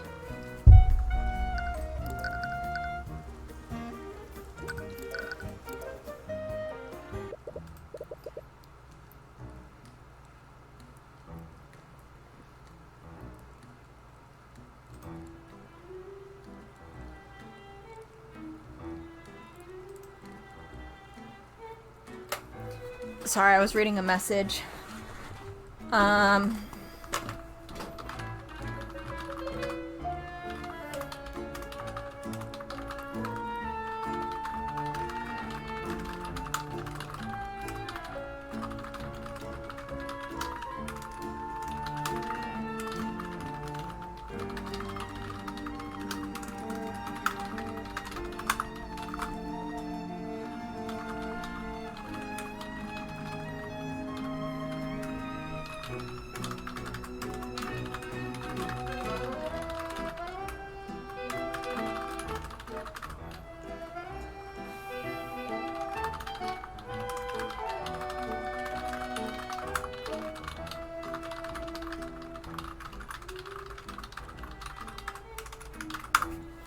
Okay. Hello, Mr. Cuthbert. I trust you're doing well.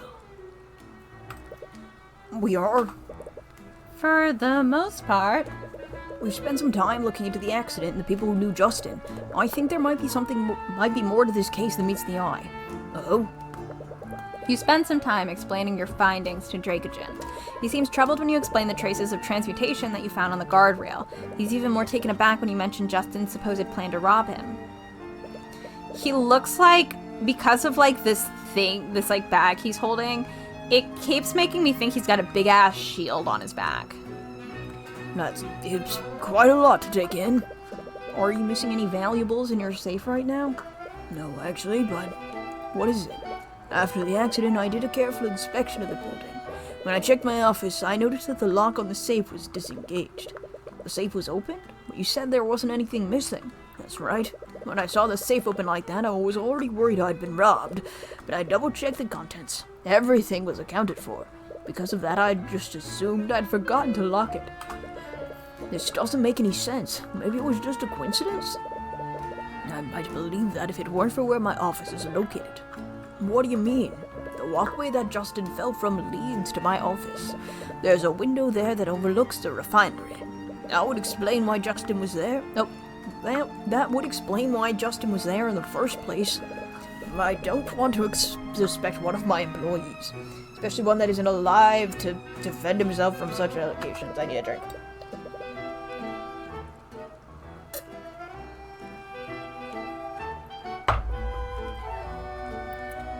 But it all just fits too perfectly together, except for one thing. Why wasn't anything stolen? Well, regardless, I think you have a pretty good case. So does this mean you'll represent me? After what I've discovered, I won't just stand by and let Von Sanctus have his way. Well spoken. I'm glad to have you on my side, Mr. Cuthbert. Anyways, regardless of why, someone clearly magically tampered with the site of the accident. I doubt the court will find you at fault for what happened. Although, what's wrong? Civil cases are a lot less strict than criminal cases. If we present evidence suggesting foul play using magic, They'll treat this exactly like our other cases. yeah, they might stall the trial until they find out exactly what happened. Words are hard. For this accident, all we have to go on is witness accounts. Finding concrete evidence of what happened could be very well impossible. But the idea of hunting down the mage responsible sounds very tempting. It sounds like you have your work cut out for you. I just hope things turn out okay in the end. And with Von Sanctus on the other side of this, who knows what might happen. It'd be best to keep your wits about you. I can't believe this. I have more important things to do than resolve your petty squabbles for you. Yes, the missing ship of your betrothed. I fucking knew it! Aster is the guy that Arya is engaged to. I was right! I was fucking correct. Yeehaw. Listen, the sooner you help me resolve this mess with Dracogen, the sooner you can return to being the prince's lapdog. That is to say, once I'm not preoccupied with this case, House Von Sanctus can provide the resources you and the Inquisition need. I suppose I don't have much of a choice, do I? Well, at least this case should be relatively straightforward. Girl, fucking Tyrion's involved. It's not gonna be.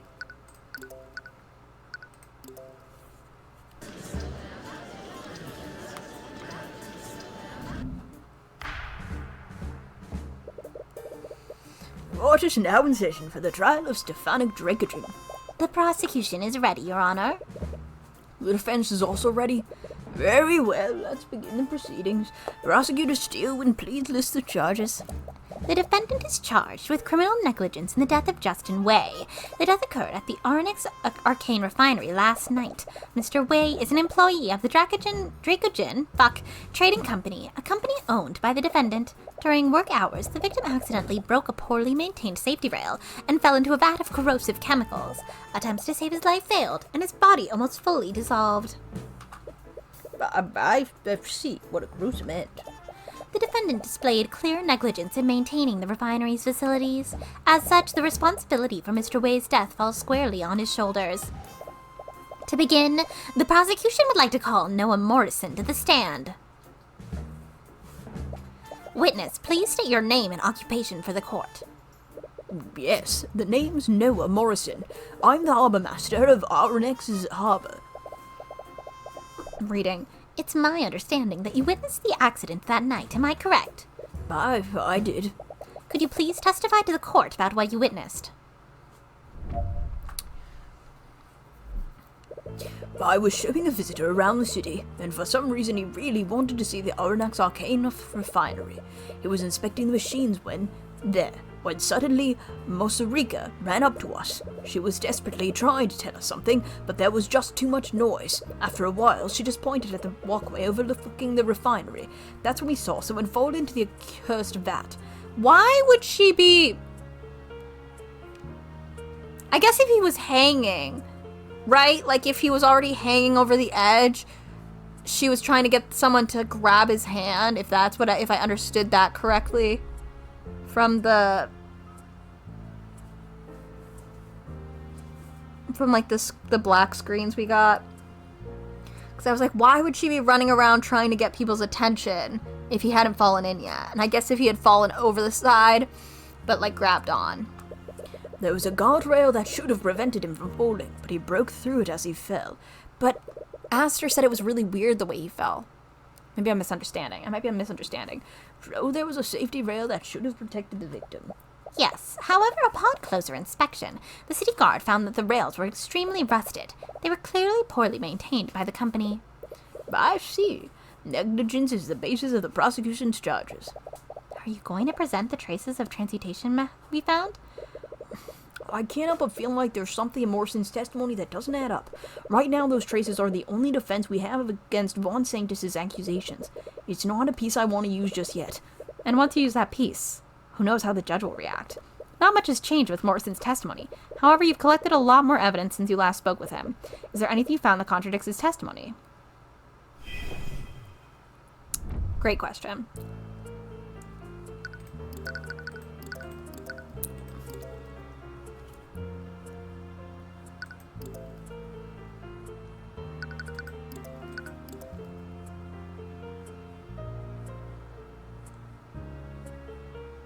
Okay.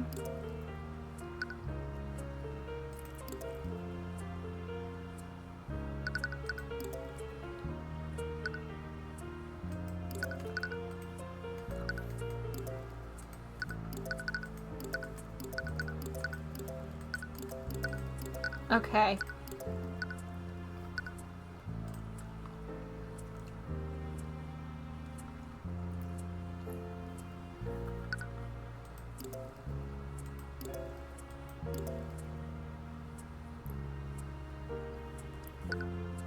After a while, you guys should be more panicked. Oh.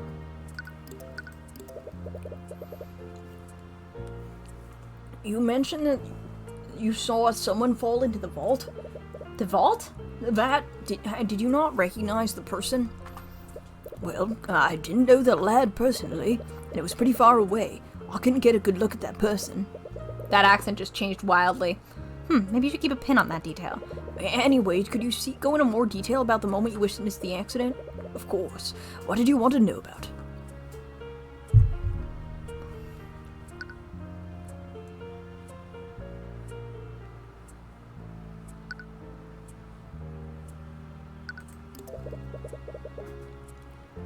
What was Mosarika doing the moment you saw Justin fall?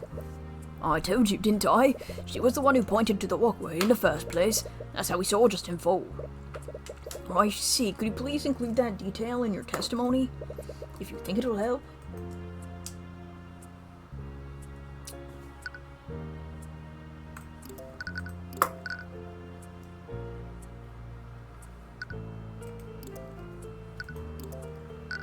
Okay, so she saw him fall and then tried to get their attention. She pointed it out here and then fell, so I think that's a contradiction. Objection! Thank fucking God. Wait. What? Witness, you said you saw the victim fall into the vat. Did this happen before, during, or after Mosarika tried to get your attention? His fucking normal suit in this fantasy world is really funny. No one else is just in a fucking suit. It's great. Well, I mean, like, they had those school uniforms, but I don't know. I feel like the school uniforms fit almost differently than this guy just being in a suit all the time. You know?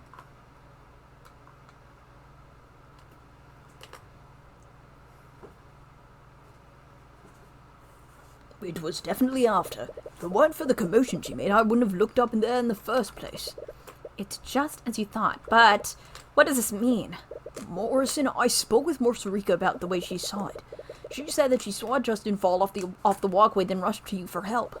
Aye, that sounds right. No, Morrison, it actually doesn't. What do you mean? If Mosarika saw... I think I said her name wrong last time, sorry. Saw Justin fall before she went to get help, then how did you see him fall after she came to you for help? What? Morrison, Mosarika came to you for help. This was in reaction to seeing Justin fall off the walkway. If that's true, then how could you possibly have seen Justin fall off the walkway again afterward? No wonder I was so confused about this before. But I have no idea. Mr. Cuthbert, you're disputing the witness's testimony over a minor detail. It's entirely possible that Mr. Morrison or Miss Tudor simply misremembered. I highly doubt that Miss Morrison misremembering the order... I highly doubt that Morrison misremembered the order of what happened. His testimony matches up exactly with the testimony of his companion. Then Miss Tudor must be the one who's mistaken. I'm compelled to agree with Miss Dealwind. These conflicting accounts seem extremely minor. The prosecution's based is... The prosecution's based? The prosecution's based. No, she literally is dressed like a Genshin Impact character. Every time I look at her, I'm like, she belongs in a MiHoYo game. Like, straight up, she belongs in a MiHoYo game. The prosecution's case... Several characters in this belong in a MiHoYo game. The prosecution's case is based on the broken guardrail, and only 3 individuals witnessed Justin Wayne break said guardrail. Fuck me running. The defense asserts that these 3 witness accounts must be consistent with each other.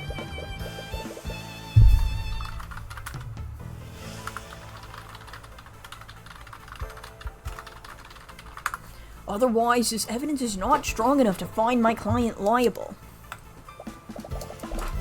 Please, the break in the guardrail is directly over the vat. That is enough physical evidence. It proves that the victim fell in because the railing broke. How do we know that the guardrail wasn't broken by some other event? That's ludicrous. You're clearly just playing devil's advocate. I'll admit that I also find the defense's assertion dubious. However, I see no harm in allowing Miss Tudor to testify to what she saw. Got a little bit of a twang in there. Rika saw a lot less than Morrison or Aster did, and her testimony was a lot less detailed. But the one detail she did remember was that she saw Justin fall off the walkway. Hopefully her testimony might clear up what happened.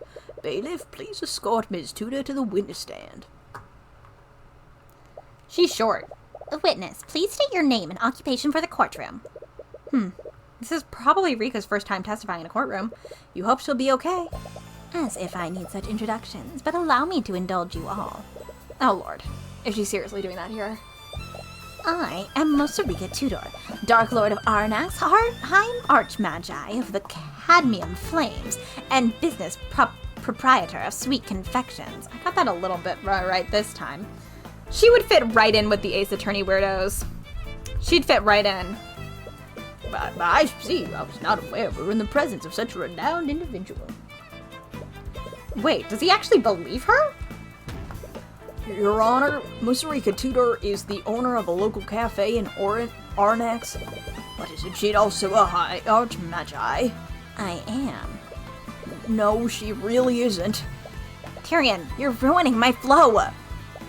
Yeah, stop ruining her flow, Tyrion! Really good, really good. Stop ruining her flow, what's wrong with you? You would say that your flow is the most disrupted right now. Anyways, Miss Tudor, you were at the Arnax refinery on the night of the accident, and you witnessed the moment that the victim fell off the walkway. Am I correct? Yes, that's right. According to your statement, you ran up to Morrison after you saw Justin fall off the walkway. The problem is that there's a contradiction between both of your testimonies. There's a contradiction? Morrison testified that he didn't see the victim fall into the vat until after you approached him. This wouldn't make sense, though. You saw the victim fall off the walkway before you ran up to Morrison. Morrison couldn't have possibly seen the victim fall again after that. I mean, I was just anticipating that he fell twice, so whoopsie! Oh, I think I see what happened. You do? I think you're misunderstanding what I said before. I misunderstood you? If that's true, could you please testify to the court exactly what happened? Please introduce every detail you can remember. Sure. I was at the refinery when I heard a strange sound from the walkway. When I looked to see what it was, I saw that Justin had tumbled over the guardrail, but he hadn't fallen into the vat yet. Okay, so this is what I thought was happening. I saw him barely hanging on to the edge of the platform. I didn't know how to get to the walkway from there, so I looked for help on the ground and saw Mr. Morrison. He must have seen Justin lose his grip on the ledge and fall off into the vat after that. So the victim didn't immediately fall into the vat. He was hanging on the edge of the walkway. That would explain how Mr. Morrison saw the victim fall into the vat after Ms. Tudor saw him fall off the walkway. In any case, Mr. Cuthbert, you may begin your cross-examination. Fuck me. Okay.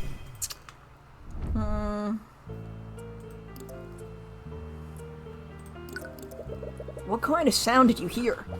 I'm not quite sure. If I had to guess, I'd say that it sounded like the sound of metal hitting metal. Metal hitting metal.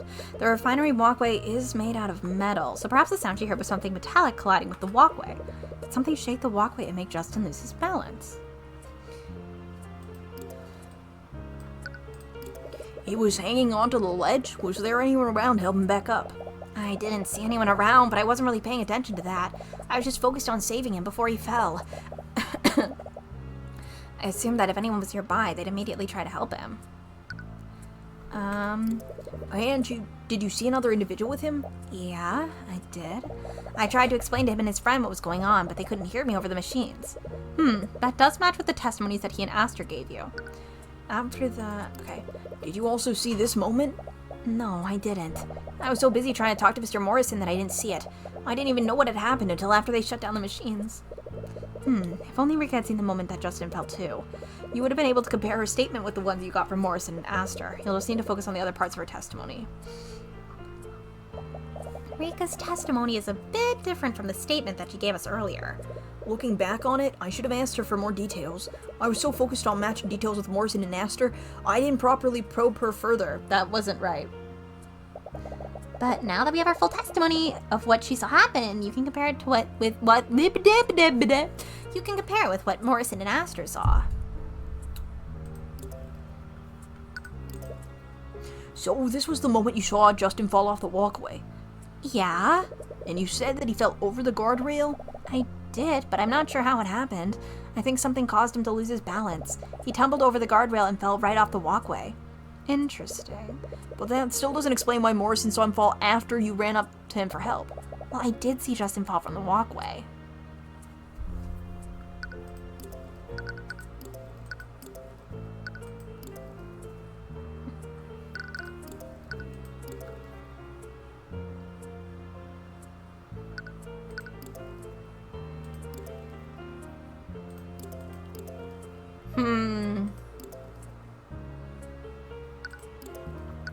I think that we have to present that this because he sees them lean on the guardrail and break it and fall. So I am trying to figure out the right one to present this on because I feel like there's maybe multiple places where you could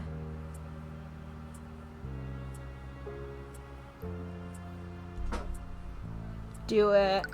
Do I want, like, my question is, I want to be here or here? I think I want to try here first because it's first. Like, it shows up earlier. And then I'll try the other one if this one's a no. Objection! We're okay. Over. She said over, didn't she? Rika, you said the victim tumbled over the guardrail? As in, he was thrown over it? Yes, that's right. What? Did you see the moment that the guardrail broke? No, I didn't. I already told you that, didn't I? But you did see the moment that Justin fell off the walkway. In that moment, did you see Justin break the guardrail? No, like I told you, I didn't see the moment that the guardrail broke. But that's the thing, Rika. According to Mr. Morrison, Justin Wayne broke the guardrail as he fell into the vat. More specifically, he said that Justin was standing on the walkway when this happened. What? According to the prosecution, Justin Wayne leaned on a faulty guardrail and broke it, falling into the vat. But that's not what you saw, was it, Rika? No, I saw him tumble over the guardrail. Oh, they're so low def. I'm afraid I don't see the importance of this, Mr. Cuthbert. Are you accusing the witness of perjury? There's definitely something going on here, but what? Mr. Rika is a mage, and you don't want to suspect her. But you need to consider every possibility. What is happening here?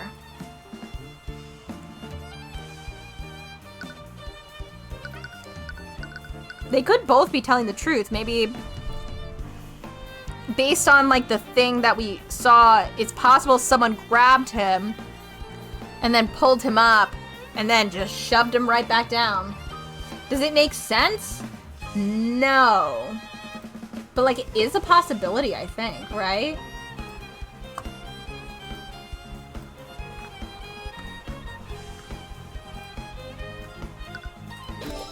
Oh, yeah, it is the possibility. It doesn't make sense, but I guess it's the possibility. They're both telling the truth, you guess. But how does that make sense? Me Too game. Okay, think through this. If we assume that Rika and Morrison are telling the truth, you need to remember the exact order of events. First, Rika saw Justin go up to the walkway. She saw Justin fall over the guardrail and off of the walkway. Justin was able to grab onto the walkway ledge. That's when most of Rika went to look for help. This is when she ran into Morrison and Aster. And then there's Aster's account of events. Aster and Morrison couldn't see Justin's face. That one detail of their testimonies never sat right with you. Oh, but they found Justin's, they said they found Justin's, like, body. I was gonna say, maybe Justin fell over, and whoever he pulled up, Justin then shoved in, but that might not be possible. But if they never saw his face, then maybe Justin isn't dead. But you dismissed your suspicions. They'd found Justin's body in the vat after all. You know for a fact that he fell into the vat. But you never considered one other possibility. Maybe 2 people fell into the vat? 2 people are in the vat. There are multiple people in this fucking vat. Another person? Is that really possible? There are multiple dead bodies in this fucking vat. But it's the only thing that makes sense. It would also explain how Rika, Morrison, and Aster all saw someone fall off the walkway at different times. But then who is the second person? Ugh, you don't have a choice. Even if you don't know all the facts, this is the only conclusion you can draw. I think you've had quite enough time to deliberate, Mr. Cuthbert. Snap, snap. Are you accusing the witness or not? I'm not accusing the witness of perjury, Your Honor. Both Ms. Tudor's and Mr. Morrison's testimonies appear to contradict each other, but they are both telling the truth. Then please enlighten us, Mr. Cuthbert. How could both their testimonies possibly be true?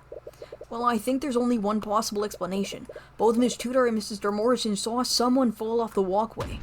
But the person that Ms. Tudor saw and the person that Mr. Morrison saw were 2 different people. There are 2 dead people. Are you serious, Mr. Cuthbert? Do you honestly think that some random person fell into the vat moments after Justin Way fell in? It's the only conclusion that makes sense, Ms. Steelwind. Ms. Tudor knew the victim and recognized him. That's how she was able to confirm that it was him who fell into the vat. However, Mr. Morrison and his companion did not know the victim personally. They could barely make out his features. They only assumed that it was him after learning that he fell in. Please. It's far more likely that Miss Tudor is simply mistaken about what she saw. What? No, I'm sure I saw Justin tumble over the guardrail. And let's not forget Miss Tudor's allegiances. Allegations? Allegiances. As a beneficiary of the Dracogen Trading Company, she has every reason to confound this case in the defendant's favor. That's not... Her boob window is so much bigger in this. That's enough. This is a civil case, Mr. Cuthbert, not some murder mystery for you to throw wild theories towards. This was clearly an accident. It looks like you don't have a choice. You're going to have to use your trump card. You have one piece of evidence that implies that this wasn't a simple accident. Are you sure about that, Your Honor? What? Justin Wayne's death was reported as an unfortunate accident. This is clearly a series of OSHA violations. As a result, the city guard put minimal resources into their investigation. More specifically, there was no reason to call in the Arcane Inquisition. Hello. What are you talking about now? Why would the Inquisition be... No. Are you saying that... Unlike the Arnak City Guard, I have a mage capable of casting Detect Magic. My bodyguard, Celeste McCoy, scanned the crime scene for magical traces, and she found traces of transmutation on the broken guardrail. Traces of magic were found at the crime scene, but that would make this a potential homicide, Your Honor. This is ridiculous. Arya's so fucking tired. Arya's like, dude, I'm 18. Let me go to bed.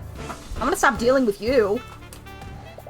The accident took place within an arcane refinery. Those traces could have easily been from the purification process. Miss Steelwind, these traces were found only on the guardrails that Justin broke. We didn't find them anywhere else. We can't be certain of what happened, but it's clear that a mage used magic near the scene of the accident. Foul play may have been involved. So my theory of another person falling into the vat is entirely possible. There may be a lot of bodies in that vat. My client is not at fault for the guardrail breaking. Considering this shocking revelation, there's still much we don't know about Justin Way's death. With that said, I have no choice but to suspend the trial of Von Sanctus versus Dracogen. You had a feeling this would happen. Just like your other cases, the court won't pass a verdict unless a culprit is found. The court will give the Arcane Inquisition time to investigate the scene and the supposed magical traces. We will resume the trial in 2 days' time. 2 days? Damn. Court is adjourned. Bam. Wow. 2 fucking days. Well, at least we survived the first day. It kind of feels like we're back to square one. Yeah.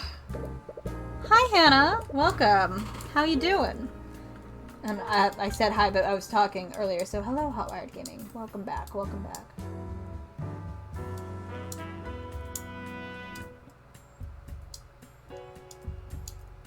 Okay. The Inquisition will get involved. They know that magic played a role in what happened. If you want them to dismiss the case against Dracogen, you're going to have to find out exactly what happened. Ooh, how was Deadpool? If that's even possible. Tyrion is having emotional issues. He's having trauma. He's having trauma. Trauma. There's a lot of trauma in this case. Like being 10 years old and seeing your mother get murdered. Or executed. Which is really the same thing if you think about it. In a way. That's so funny that you say that, Hannah, because I saw someone on my Dash was making a post about it and was like, wait, what's the deal with the X-Men? Because in the last one, the X-Men, and then it doesn't, and I was just like, I don't know anything about the X-Men, so, the thing I knew when you mentioned it the other day, was that my coworker had said it actually tied a lot more into the TV shows than they, spoilers, I'm so sorry, spoilers, it ties into the Marvel TV shows more than, the trailers made it seem, which is apparently at all. Our mama is alive, as in as in Ruby Tamora. Ruby Tamora is alive. Our biological mother, she's super not alive. She's very not alive. She's super, super not alive. So. Hey, are you okay? You feel a headache coming on. Uh-oh. Yeah, I think I'm just tired. I think something's going on with you, bestie. I don't think it's just tired. I think it's trauma and possibly your magic. Well, this day has been exhausting. It's pretty late. We should just head back to the inn and continue the investigation tomorrow? No, I want to take another look at the refinery before the Inquisition gets there. The throbbing pain in your skull seems to disagree with you for doing that. Bestie, it's a migraine. Go lay down. Let's get you some water. Maybe a snack. Lay down in the dark. Yeah, no, we're heading back to the inn. I'm fine, really. Tyrion, I know you're anxious about the trial, but you need to get some rest. Celeste, it's fine. Ooh, I love facts. I'd love to hit me with them. It's not. You're going to work yourself to... Would you stay out of my way? Again, your voice came out louder than you meant it to. Fine. Whatever. Do what you want. It's this damn city. Being back here is really getting to you. It's all the more reason to get through this trial as soon as possible. The soreness in your head doesn't seem to be going away anytime soon. Perhaps she's right. You'll be better off investigating the scene after some rest. Oh, airports. Airports.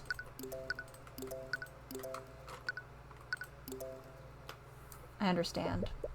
Another nightmare overtakes your sleep. You clutch the note tightly in your hands as you read it. I'm sorry, Tyrion. There were so many things that I wanted to tell you.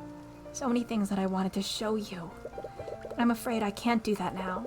I need you to be strong now. This world is bleak, merciless, and unforgiving. But I've seen you. I know how bright the light within you is. Use my eyes. Peer beyond the divine gate as I once did.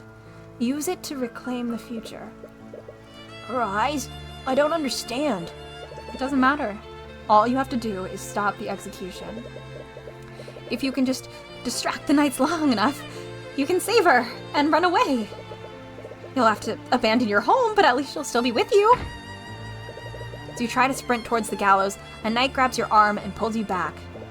Hey kid, you can't cross this point. Hey, stop that! You fruitlessly try to break his grip by striking him with your bare hands, but he barely feels anything through his armor. You continue delivering blow after blow to him, but it does nothing. Your knuckles start to bleed. Irritated by your behavior, the knight pins you to the ground. Damn, kid!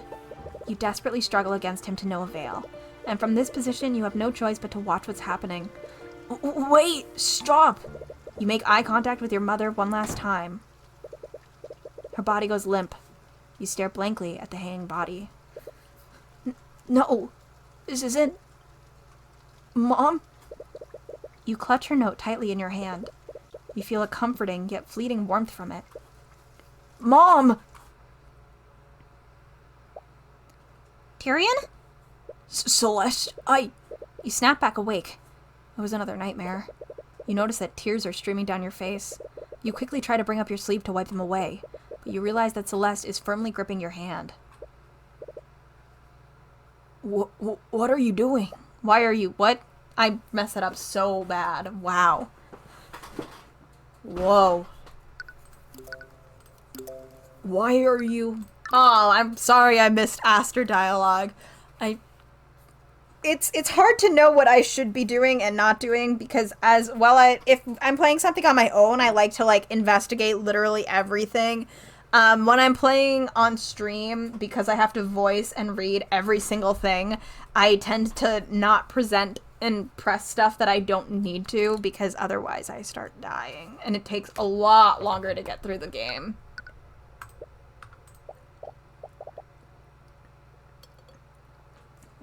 The trauma. You were shouting in your sleep. But you seemed to calm down a little whenever I held your hand. So I've been doing that? Oh. Tyrion, are you okay? I'm asking this mostly for courtesy. I know you're not. Oh my god. Don't worry. I already made that joke. I'm glad the game understands. We're all like, this is the same tavern. That's fucking crazy. That's wild. You're not. You've been acting weird since we arrived in Arnax. It's nothing. It's not nothing! Does it have something to do with your mother?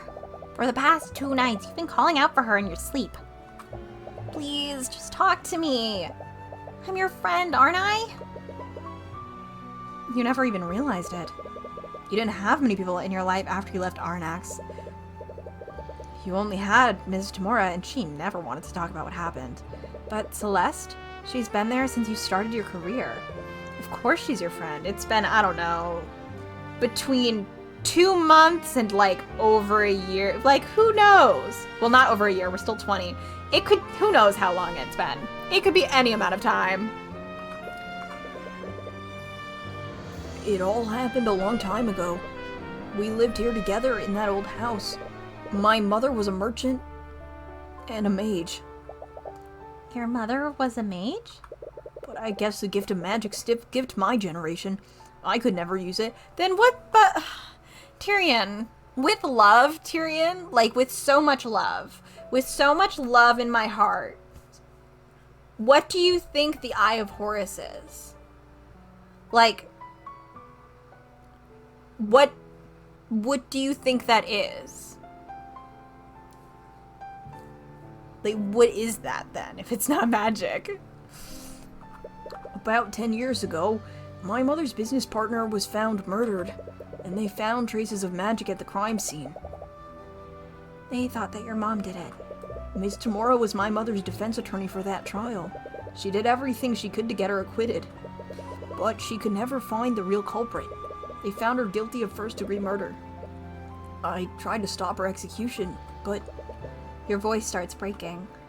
Tyrion. I'm sorry, Celeste. What? Coming back here has brought back so many memories. I thought that I'd already moved on from what happened. If I could just keep saving people as an attorney, then maybe I could put all of this behind me. But I'm back in Arnax, and those feelings are still so fresh in my mind. It's like I'm still the same powerless child from 10 years ago. I know that I've been taking that out on you. I'm really sorry. Don't be. I get it. I know what it's like to lose someone like that. She does, doesn't she? When my dad was murdered, you were there for me. You remember this. It was only a few cases ago. If it weren't for you, I would have still believed that he died hating me. Celeste, Celeste slowly clasps her hand with yours again. No, your hand within hers again. Mess that up. It feels warm and comforting. Has this been the warmth you've been feeling for the last few nights? So, just let me be here for you. You can feel yourself dozing off. You have to snap yourself back awake. Sorry, The fast? the last few days have been a bit tiring. Oh my god. Reading? Hello? Can we learn how to do it? It's okay. Just focus on falling asleep. I'll stay with you for as long as you need me to. I'm also feeling pretty tired, though. I'll just rest my eyes a bit. For the first time since you arrived in Aranax, you finally receive a good night's rest. You wake up the next morning feeling well rested. You feel almost a little too rested. You feel really reluctant to leave the comfort of your bed. Me every single day. Celeste, are you there? Your hand feels warm. Aww. Art. They gave us artwork, guys. I can't believe she doesn't have pajamas. That's unfortunate. You can feel your heart stop. She's wearing her full Genshin Impact outfit to sleep. That can't be comfortable. So Celeste? What do you want? Her eyes slowly open as she wakes up from her equally restful sleep. She drowsily scans her surroundings. You both dart out of the bed. So you seem to be doing better. So much better. Woo! You seem to be great. Good job. You're okay, right? Yeah, thank you for last night. Poor phrasing. Aster!